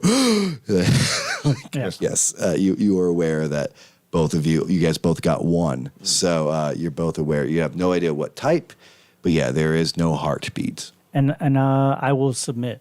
I'll back down. Okay. Yeah. Mr. Collins, I must ask, what brings you onto my train? As I've said before, new beginnings. Just looking for a new place, new ideas. Try something different. I am of the same persuasion. I am currently making sure that there are no wrenches in my gears, so to speak. I have no tools, sir. Okay. I'm going to give you the gentleman's belief here, and thank you. Do you have a place that the sun, these windows are? I've kind of been ducking it out, but I'm not afraid to take if there's a. Yeah, there's an I'll, offer. I'll tell you what. I have a study in the back, and once I've made some introductions, feel free to come see me. We'll Thank you, talk. sir. That's great. Fantastic. And then I walk to Rose's. Did you just make friends? Hey, and then I Homer Simpson it back into the Yeah, right. darkness. Nope. What was just that? Yeah. Actually, you've been in the Camarilla, but you've been kind of outside. Have you ever met another vampire besides your sire? I'd say no. Wow. Yeah. All right. Well, that was your. I mean, like that's gotta. I think that's why I backed down a little bit. right. is Not, Not to- understanding. I don't understand. Yeah. Right. That's cool. Very cool. I really like that a lot. All right. Well, you get to the door. You can smell perfume coming out. Very expensive perfume. You know. I mean, being part of the Camarilla and as wealthy as you were, you know Chanel when you smell it. I give a light knock. You can hear that knock from where you're sitting. Yeah, you It's could probably close. hear this conversation, Yeah, right, yeah. honestly. Different sleeper car, but I'll Pretty answer Walsh. the door and for appearances have a glass of champagne in my hand. oh, is it that flattery fellow? I want to tousle his beard again. It's not necessary right now, Daisy. Wait until we land, at least. I'll make Oh. him land. A gentleman. Hello. Oh yes, I believe you are. Once I see her, does anything connect, or is it because you were saying that you Yeah, are your sire- ingratiated in the Camarilla? Your sires are high enough. Yeah. I mean, you've passed in courts. Like you I've- know what I mean? like I've You've probably seen a production of hers or something. yeah. There you go. So I mean, like, I was wondering if that was you, Miss Evans. And who do I have the pleasure of speaking with? Alister Hayworth, Mr. Hayworth. Truly, from Boston. the very same. My goodness. Ladies, He doesn't have a beard. Oh, you have so clean cut. I see you have an entourage. I was looking over the manifest, and your name popped up unexpectedly, shall we say? and your appearance here is equally as unexpected. Might I surmise that discretion is our game right now? Well, you see, my sire, I believe you met him. He was called back to London. Oh, I'm simply taking the opportunity to forge my own way. opportunity. Why don't you give me a manipulation and subterfuge for you? Because that is not the truth. And why don't you give me a wits and insight? Sorry, not insight. Sorry, you said manipulation and subterfuge? Academics, actually, man. Wits and academics, because you'd be looking back at her history and blah, blah, blah.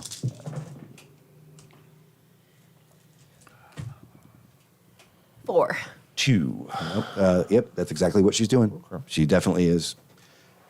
Your truth is his truth right this moment. Nice. I am of the same idea. I am taking the last step to the west. I've invested a large amount of my finances into ensuring a profitable new life. It seems that we're not the only people of our, how should I put it, vocation. Yes, I believe we have a brother in the train car. Motherfucker. And Rusty, you're hearing all of this. Yeah. I can still hear you. Barnaby. Yeah, right. Yeah, literally. Sits boy, you know. So you've met Mr. Collins. Yes, Mr. Collins. Seems that we are ironically all taking the same piece of bread. Yes. Have you met Mr. Flannery yet? I don't believe I've had the pleasure. I would assume that is. Rose is just going like this to her own chin. I would assume that is the private gentleman. Yes, yes. He came to New York to procure cattle. Interesting. Rusty, you hear this? They are talking about you. I'm just sitting Yeah, back taking that's it cool. in. That's cool. This is an unexpected. Pleasure, I think, is the word you're looking for. Yes, so far. Yes. But perhaps it would be in all of our best interest to retire to my study and get to know one another, because from what I hear, the West can be a bit intimidating, and I had only really planned on one kindred. So I want to make sure we do not step on any toes. Of course. And Rose will snap her fingers, and all of the girls fall in line. Her champagne glass is taken out of her hand. Please extend the invitation to Mr. You said his last name was? Flannery. Flannery. Yes, please let Flannery know. And I've already talked to Mr. Collins. So whenever you decide that it is agreeable with you, I will be in my study. Then I will tap my cane. Walk away. I have spoken. Yeah. Gave me a little bit of Mr. Burns vibe. Sorry. Yeah, right, yeah. This is the way. Smithers. All right.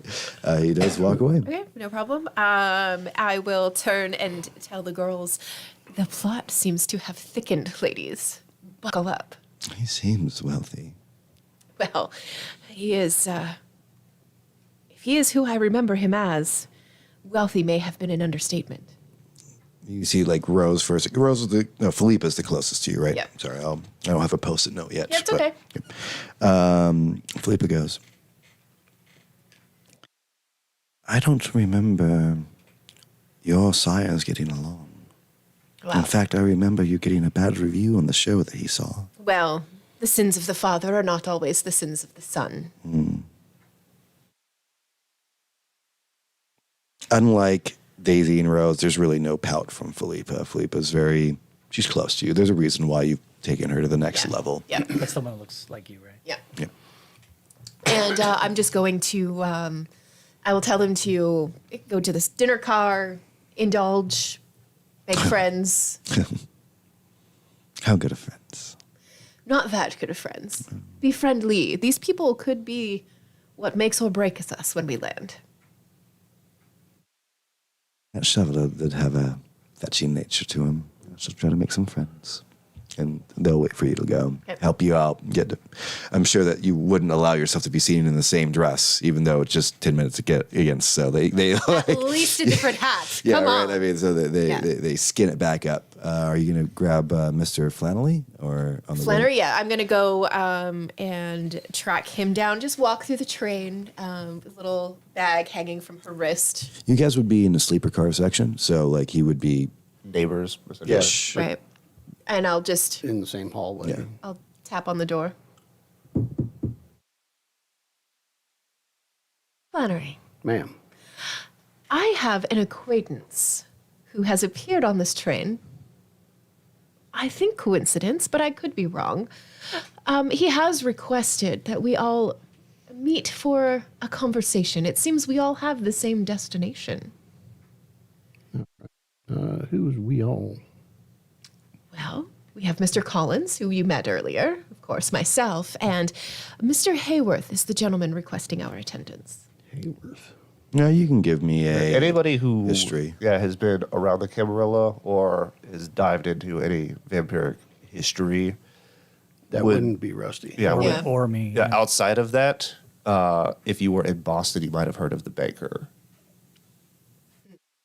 maybe to Barnaby Collins. I don't know where you've But, traveled. Yeah, my reach in the Camarilla goes a lot farther than my reach. Because I couldn't on the imagine Cuban you side. going up to Boston as soon as you got your deal. Yeah, you no. wouldn't have wanted to look around. Rusty just wanted to get the hell out of the city. All right. Yeah. Well, Get then, his yeah. shit and So go. it's the point is moot.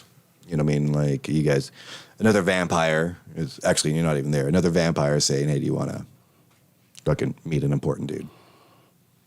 Sure. Introductions are always good. It's always good to have friends, especially in the West. Grab my I hat understand. and I'll be right with you. Wonderful. Reach behind the door, grab my hat. Can't go anywhere without a hat. Wouldn't be gentleman. Not in the 1860s, you can't. You bring your hat. Yeah. Right. The beautiful Rose is leading the way.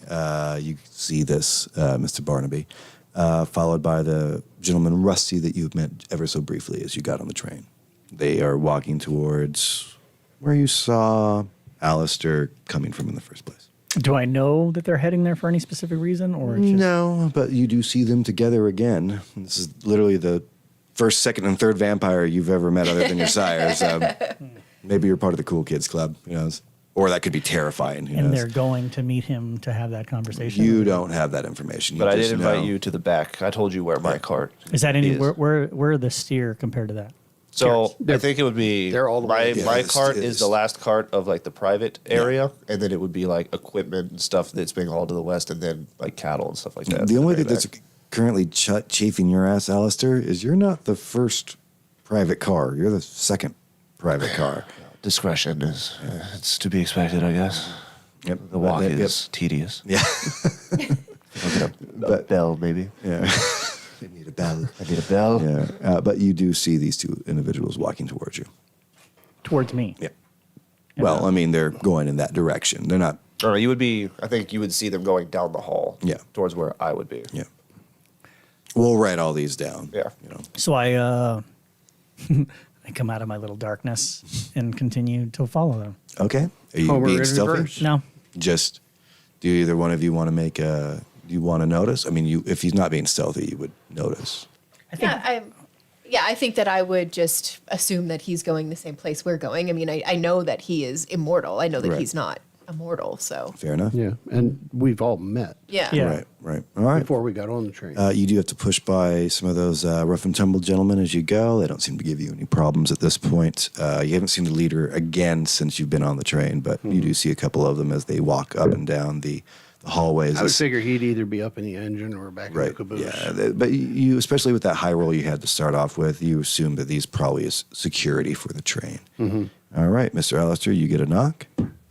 And we will be right back. Thank you so much for joining us at season 3 for Vampires and Vitae. We're taking a little 10-minute break right here. Hope you're having a good time, and we'll see you really soon. Hooray!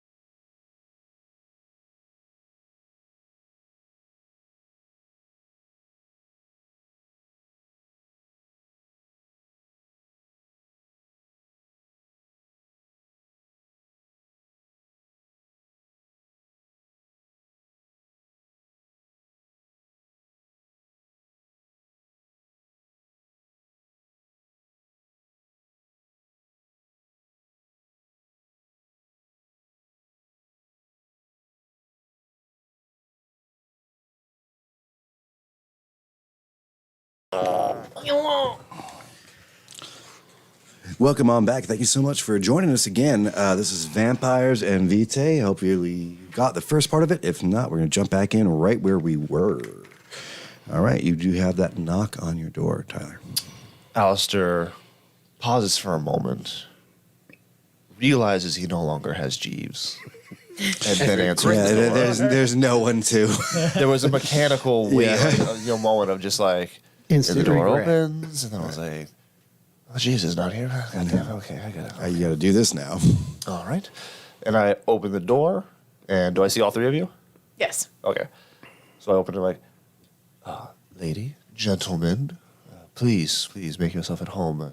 And you do see a very luxurious study that it's almost a replica of the one that he has at home. Not that you would know that, but it's. Did you do like a 1-to-1? It's not quite a one-to-one, but like there's a chandelier. All right. The walls are red. There are no windows. There is a side door that has a heavy metal latch for the exit. That's how I got in. So you can lock it from the inside, so no one can just pry it open. Do we have to duck under the chandelier? Because I know the three of us are pretty tall. It's a little, yeah. It's one thing I did. You can see it swinging as Yeah. you guys are going through. Yeah. Maybe a chandelier wasn't the most practical answer. Like it's but, not a super low chandelier, but it is like a little like. you can hear the crystal kind of clanging against each other as they go through a I've slight got like turn. a bar cart built in that has like the crystal decanters and stuff like that. There's some books. You see some ledgers and stuff. It looks out of place almost. And I wave my hand in, hospitably. There's couches and chairs and stuff. Just find a seat or stand or whatever you would like. Yeah, plush leather everywhere. You know those big buttons. You know, Yeah, the that are old just school. kind of like Yeah. barely holding back all the stuffing. Yeah. I'll sit in the biggest chair. Is there a bar? There is. I stand by the bar. Okay. I just step in, take off my hat, and just stand right inside the door. I close and I lock the door so that we won't be bothered. And then I make my way to the desk and I sit down at the desk and look at all of you. It appears that we are all of a similar idea. I believe it's safe to say that we can drop the somewhat guarded nature that we carry. The masquerade can be lifted for a moment. We are all of the kindred variety, yes. Well, clearly. Obviously. Yeah. Good. You see, I'm a man that believes in honesty, and I am fully aware of the bureaucracy of the Camarilla. I want to come to you as a friend and not predicate everything on the rules and the ins and outs, because where we're going, if you are as aware as I am, there are no rules. Thank goodness. I think that's what I'm looking for. I'm from where we're going. So you're aware? Oh, very. That would spike into you, Alister. You have literally in front of you like somebody that has the lay of the land. And would it be safe to say that the Camarilla's arm does not reach to the west yet? Not yet, thankfully. Good. So then I would also assume that we are all of the idea that the Camarilla is no longer a... how do I say this? A viable candidate for our survival. I like to think that this is my teenage rebellion, if you will. Rebellion? I thought you were allowed here. Pardon? We spoke earlier. You didn't seem it was a rebellious nature. Well, I think anyone headed in this direction, coming from where I come from, understands that one needs to have some of that rebellious nature to make it work. Dangerous words, Miss Evans. Dangerous words. Danger, excitement, adventure. Use whatever words you like. And we're all expecting danger and excitement and I think that comes with the playground. good. Well, there are logistics that we will have to get through. You see, I have placed a lot of my finances into building the last stop in the West. But from what I see, it would have been annoying with just myself. With 4 of us, it becomes a bit of a logistical problem. Based with the surroundings you guys are in, especially you coming from wealth and you having wealth beforehand and you never having wealth, yeah, he doesn't seem to be bullshitting. What are these stipulations that you have for us? Well, not stipulations. Again, I come to all of us friendly. You are as much deserving of a ticket to the West as I am. I do not believe myself to be above anybody in this room. But I have information that, we were all under the idea that we were the only one on the train. I don't believe I considered it, to be honest with you, Mr. Hayworth. As did I. Well, outside of the larger cities, our kind does not tend to venture too far. It's dangerous. I mean, the just getting there alone, it takes weeks of travel. And as we are, the boat rides from Europe were harsh enough. I haven't made it to Europe yet. Now, you say you're not going to find many of our kind. You mean the Camarilla? I mean, us. You're going to be surprised. There's more than you think. How Yeah? do you think I got here? The town that I'm building is the last stop. So I was not expecting, like you said, the Camarilla does not extend too far. So, of course, there are kindred with a rebellious nature, but, Yeah, I've got land not far from the last stop. well, then you should be aware that these smaller towns have smaller populations, and that can be Absolutely. a difficult thing for. And Barnaby, you do know that your sire was a traveler, so Yeah. who knows where he touched. I reach for a drink. I make myself a drink while Yep. we're talking. And then I look to Mr. Hayworth. Mr. Hayworth, what is your intent here? Besides building a town, what is the goal? My intent is I sip loudly. Couth in class. Now, I take a great risk divulging things, but I fear if I hold secrets at the moment, then there will be consequences in the future. Honesty, Mr. Hayworth. That's your words, correct? Yes, I seek freedom. I spent the last 50 years in the Camarilla, and the stations are filled, so to speak. Our kind do not die regularly. In Europe, they are fighting over an acre of land or a single person to sway the mind of. In Boston and New York, there are primogens, and our elders have already dug their claws deep enough in that there isn't a lot to go around.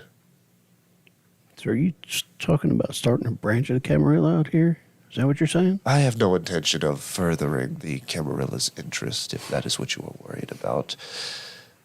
As far as I'm concerned, until their arm reaches me, they need not know I am here.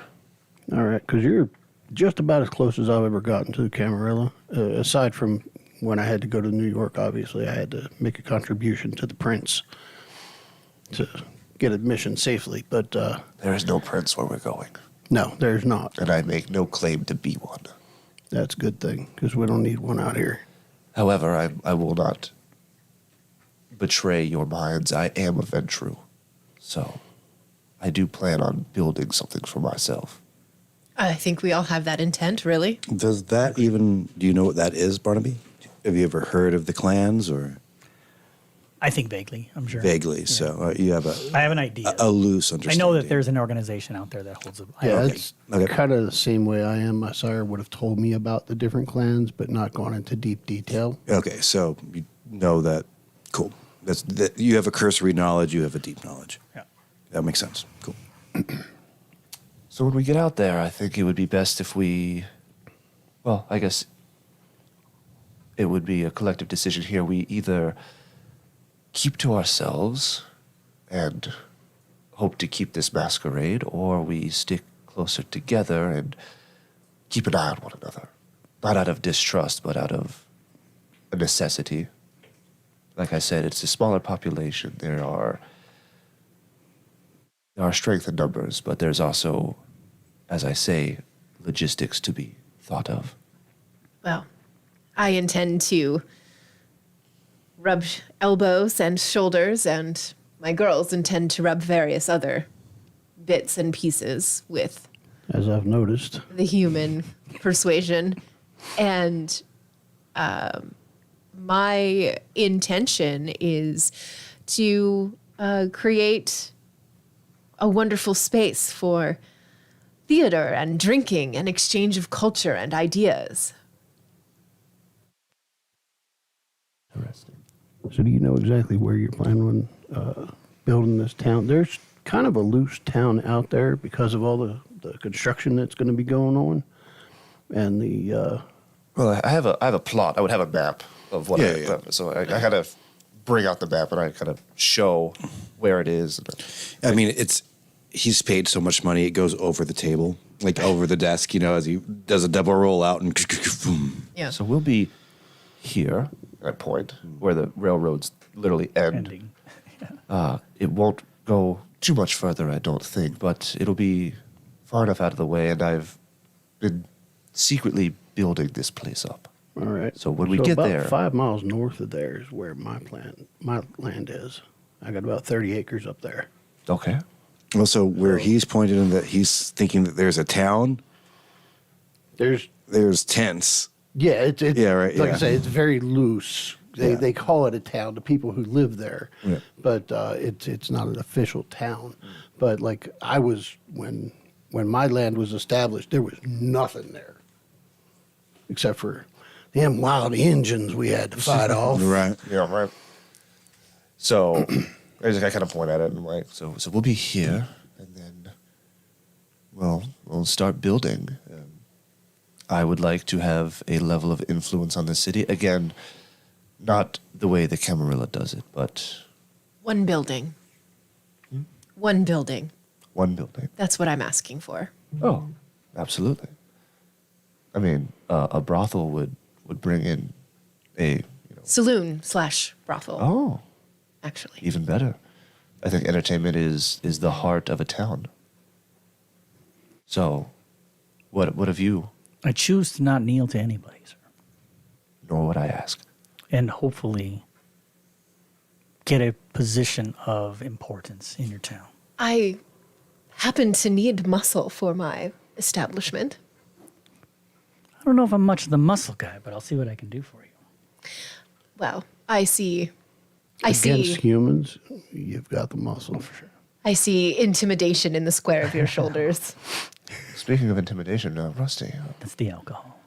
are you planning on getting off on the last stop and heading back to your frontier? Yeah, the cattle cars in the back are mine. Okay. I'm taking them back up and restarting my ranch. You can see on the when you looked through the itinerary of who's on the train, it's substantial. The cattle cars. There's 2 of them. They are stocked. All that you know about business, because you've done this in ledgers for other things. It all seems to be up and up. Really, a fairly large delivery. Well, perhaps it's if it's as close as you say, we can establish some kind of trade system so that you can mutually benefit from the growth of this. Yeah, I would also like to restart growing grains up there. I haven't done that in quite some time, about 30, 40 years.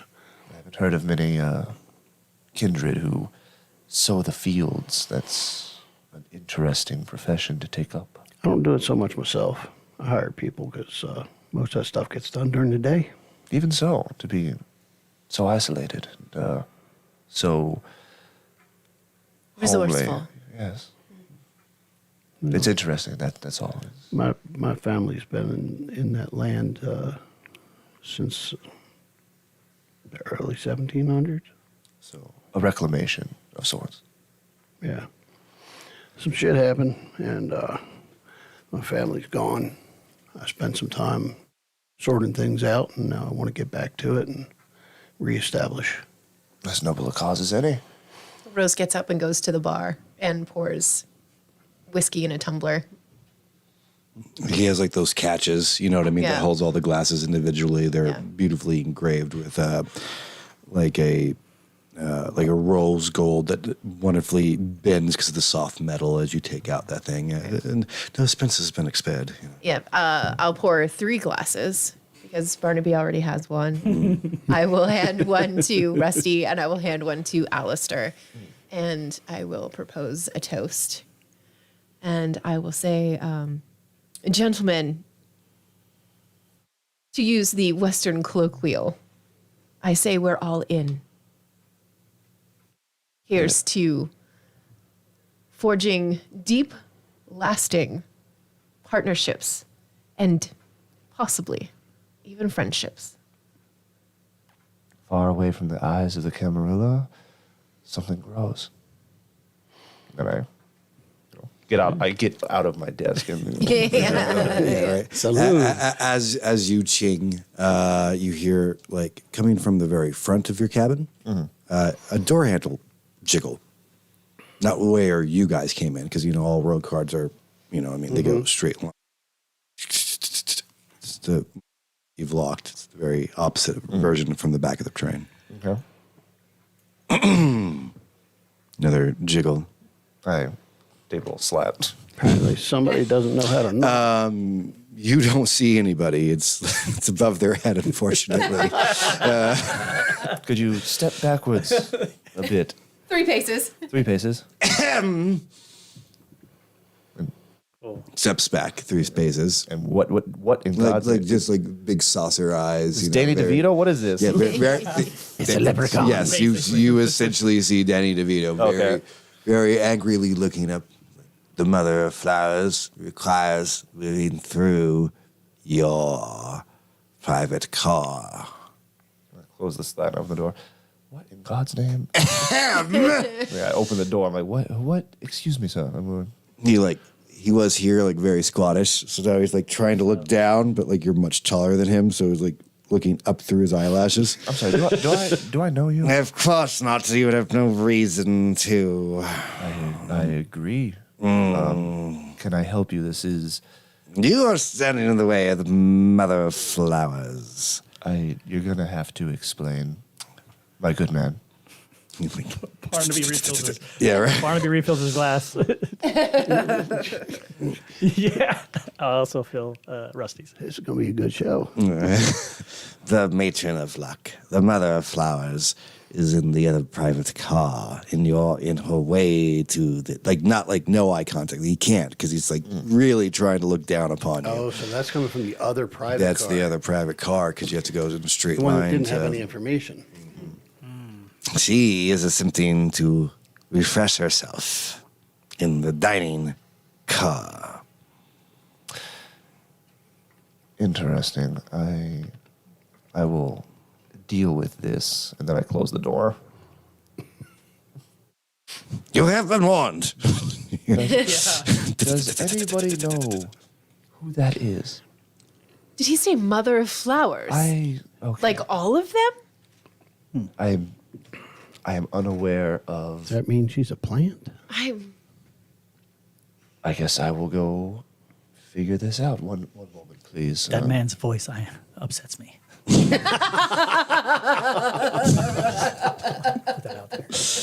I was really hoping for the moment that Jeeves and him were going to have a standoff. You know what I mean? That was the.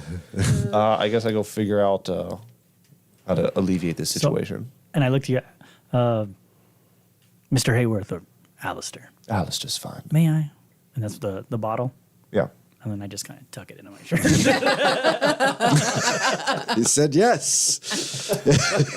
Not exactly what I thought you were saying. I would like the bottle And I just back. turned. Yep. Okay. I guess I go to that. Sounds like she just wants to go through your car to get back. Yeah, I will figure out that I will go. Rose rolls up the map, Yeah. Yeah. tucks it away. Are you going? Anybody going with Mr. Alister, or are you guys going back to your respective sleep cabins? I don't Well, really have. Yeah, no, I'm. Please relax if you would like. Yeah. Retire if you would like. Mr. Collins, I know that the sun will be up in a couple of hours, so please Feel free to retire here. I have a couch. I'm interested to see who this person is. I am also interested and a little annoyed. So let's figure this out together, shall we? Mm-hmm. And then I go over. Yeah, right. You're just walking pretty much through your cabin to the next one. Annoyingly enough, it's nicer than yours. It is. Like it is. We're all with him now? I mean, it depends. Whatever you guys want to I'm staying do. in Alister's car. Yeah. Yeah, right. Same. Yeah. So as you go through, it's carpeted. Like yours is hardwood. This is like spongy carpet as you step through. I think under his breath, you hear Alice say like, "There's always a bigger fish." All right. I'm behind him. I decided to join. Yeah. I got the bottle, and I'm like, this place is nice. Yeah. Right. Yeah. The midget goes. He points at your shoes. Yes. And can I help you? It's like expecting you to understand like the prompt. So God. I believe there are words in your voice that you could use to elaborate upon the disdain you have on your face, sir. Oh, well, Shoes Yes, I they thought- are. They're nice, right? permitted within where she walks barefoot. All right. Well, shoes are permitted where my cart is, so figure that one out, I guess. Then wear shoes in your cart. I will. You're not currently in your cart. Yeah, I was told to open the door. I heard, there was somebody needed to get through. And she's unacceptable. And then he just like starts like hightailing his little legs What to is the with back. these little men? Yeah, right. Every time he talks, I take a sip. Yeah, right. That's a dangerous drinking game. I'm going to just leave the door open and then go back to my cart and just kind of wait. Oh, that's cool. As a mutual... Understanding in Understand, between yeah. all of this. And I'm sure we could hear what's Oh, going yeah, on. absolutely. Yeah, you just hear that back and forth. I look at Rose and I'm like, she might want to put some shoes on before she walks through the rest Yeah, of the right. train. As you say that, you do see like a slender leg like coming through, like a very nice. At this time period, would be considered very forthcoming for a woman to be dressed in something that would be slightly sheer. You can't see her body or anything, but this is definitely nice and comfortable and airy. In fact, Rose, you have a moment of like almost a little bit of jealousy of like, that looks really nice right now instead of being the stuffy outfit that you were with the bonus or whatever you're rocking at the moment. yeah. And like as she takes a step, like underneath her foot, like a thing of carpet is like pushed forward, like a little like square of it as she takes a step. Like somebody pushes it? Yes. Like, There's somebody following yeah, her. someone following her. Little making man. Sure. Is it Yes, him? it is. Has he got him like on sticks How or do I something? get Or one is of he down on the those? floor? Apparently, you must be the mother of flowers. Well, I'm Toreador. Ma'am, it's nice to meet you. Forget the ma'am. And Mother of Flowers. People like to throw titles around constantly. Well, that one does. Yes, it's been with our family for quite a long time. Is she kindred?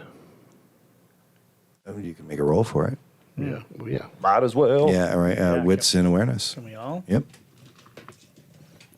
Oh man. Another group roll. 3. Somebody roll well. 2. It wasn't me. It was Sean. I think we got this.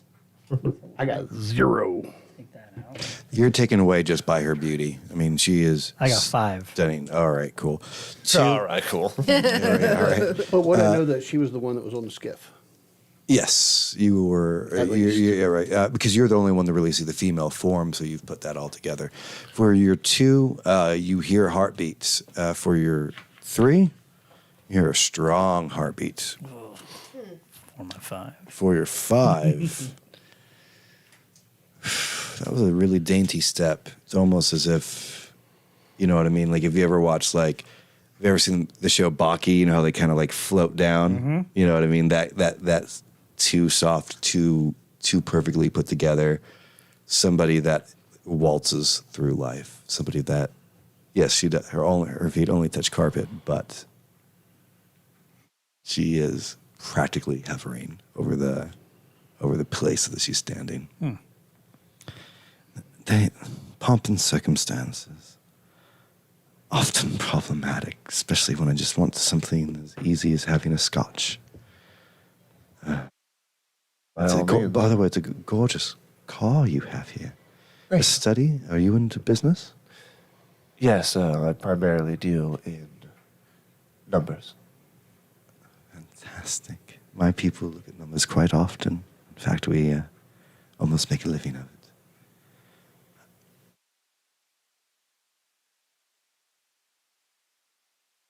It's interesting. I think I've read about you in books. Well, then my reputation precedes me. Rose Evans. Call me Miss Orchid. Miss Orchid. An orchid and a rose. Aren't we a bunch? A bouquet, even. Hayworth, Alister. Mr. Hayworth. And You can call me Rusty. Rusty. Yes, ma'am. Well, that would explain the red hair. What's left of it? Yes. And Collins, ma'am. Barnaby. Mr. Collins, it is truly a pleasure to meet all of you. Unfortunately, I believe that we share a hallway. It would appear so. Will do my best to curtail. And she kind of wraps the little midget on the head. I snicker. Yeah, right. Yeah. A better understanding in between friends. I personally am going to the last stop. Where are you people stopping? It would appear that we are landing at the same destination then. My four friends and I have also got a ticket to the last stop. There's not many that go. How fortunate that I met friends so early. Yes, well, this train seems to have a way of bringing people together, apparently. It's an odd collection. And she, grazes all over you guys, very reserved. You get the two of you, Rose and Alister, you've dealt with actual royalty before, not just Camarilla royalty, but that era of things seem to go my way often. But there's also more time to learn different things about humanity when that is your life, when your life is the social ladder. Can I do maybe an occult roll to see if I can get a read on? It's she must be striking me as more than human.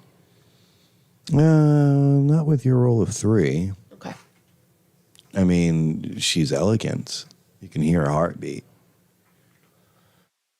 Well, we will be having private conversations in my card, so the door will be closed, but a knock, we will, be able to, curtail our conversation. Your little friend there, he didn't seem to know how to knock. He was just trying the door handle. Yes. And they got very angry when it didn't open. He has his uses, but as all tools are not meant for all jobs. He has an interesting smell as well. We've tried to fix that. Rose water, It's different. nothing. To little avail, I see. Well, if you need anything, please don't hesitate to ask. Of course, and of course, if she actually points back into her room now that you guys are in there, you notice there's a bathtub, a clawed porcelain bathtub in there, and just So much nicer. yeah, right. Okay, Barnaby. Why don't you go ahead and put that bottle back? It's empty. That's all I wanted was the bottle. Clink. Yeah, right. I was going to have a early supper myself. Would you care to join me, or? I have an aversion to eating with others. I prefer to dine alone. Oh. I would enjoy that. She nods, she gestures back. It's not just the midget. She also has 2 handmaidens, that are kind of being very quiet in the background. They come up to, pretty much continue her walkthrough. And Mr. Pull out Rusty, my pocket watch. I'm like, it's been a busy day for me, and then I've been up all night, so I'm probably going to be going to sleep soon. So I got to get some rest before It's like before 2 we p.m. get to the end of vampire this. time. Right, yeah. right, yeah, right. So no, I don't think I would join you this evening. Perhaps we could have breakfast. Perhaps. Thank you for the invitation, though. She smiles. I think I'll be sitting this one out as well. I will, however, run ahead and give my girls the heads up that you are coming through the car. And You have girls. I do, yes. How old are they? They are of age. She's like taken aback. They're grown. How old? When did you become pregnant? I'm sorry. I'm sorry. You have girls. Yes, they are my companions, Ah, I thought you. and in a way, My apologies. in my employ. Barnaby rifles for another bottle. I slap him with a cane. Just Oh, how quaint. Physical punishment. Yeah, just simply for them to be aware of your need to get through. Oh, yes. What, they can join us as well? I mean, I have no problem buying a dinner for new friends. I will give them your offer. And I'm going to turn around and just like book it out. As she nods to both of you, it takes her a little while to take her next step. It's odd though that supernatural grace that you were kind of seeing earlier. It's like she takes the step slower than it should. She should lose her balance. You know what I mean? Before the next piece of Yeah. fabric goes underneath her foot. This continues as she puts her hand out to be led by you. okay, and I lead her, and grab some dinner. I burst through my door and I'm like, clean up your goddamn underwear. With tears everywhere. like yeah, I mean, just like the clothespins, Yeah, everything. An explosion of clothes. Yeah, yeah. Yeah, right. They're like, what? Don't question, simply do. And say yes to the invitation. You are on a fact-finding mission. Who is this person? What do they do? Where do they come from? What are their intentions? Like as Who's your Philippe- daddy, and who does he work for? Yeah, yeah. Who's your daddy and what does he do? Yes. No, as Philippe is like wringing out her jocks, you know Yeah, what I mean? yeah. She goes, okay. Clean. Now. They literally gesture at their soiled underwear. They're like, Yeah. what the hell do you think? Fine, fine, fine. They change into their best dresses. This will take a little while for them to get back to the cart to change and get presentable. As you are escorted to the car, almost like a breath of air from the 14 people that are in the dining car. Actually, you probably go into the bar car would be first, dining car would be after. You know, there is an audible gasp of the two of you walking into the car. I do have a stunning role. One of my merits is I'm stunning, so I'm Yeah. an attractive man. Same. Yeah, Same. with an elegant person that has like two handmaidens with her and a chauffeur of sorts. Taken aback, everyone is. You do see that the bartender like cracks the glass, the stem of the glass when he was polishing it. Like he just froze in place and just couldn't do it. So you hear that small shiver of a piece of glass. It would be very expensive back in that day. And he just kind of like throws it in the bin really quick. Shall we find a seat? Of course. Would you like to sit at the bar table, Mr. Alister? Oh, I believe it is the lady that makes decisions such as this. Now, Hayworth, I do believe I've heard that song before in my ears. And like she sits down with you. Push her chair in. Yes, I was a notable banker in Boston for quite some time. Boston, I thought that was something I could remember. Boston. You did the trafficking. You did all the ship reports. The last... Are you kidding me? Hayworth. Yes, it was interesting to transition from ships to trains, but objects move.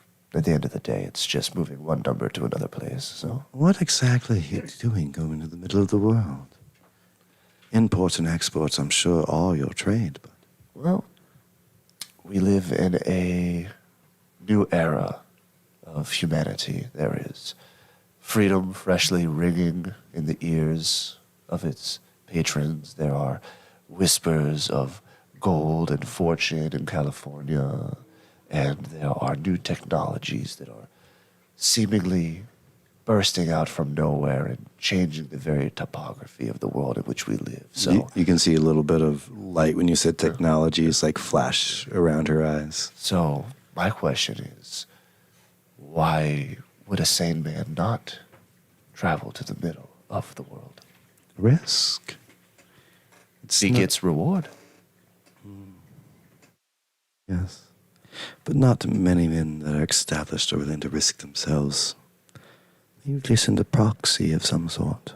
Ah, well, I believe that a man makes what he earns. There's a moment of agreement there. Gentleman comes up, probably within his 40s, very crisp and clean. You know, he's definitely, this is the first day on the train.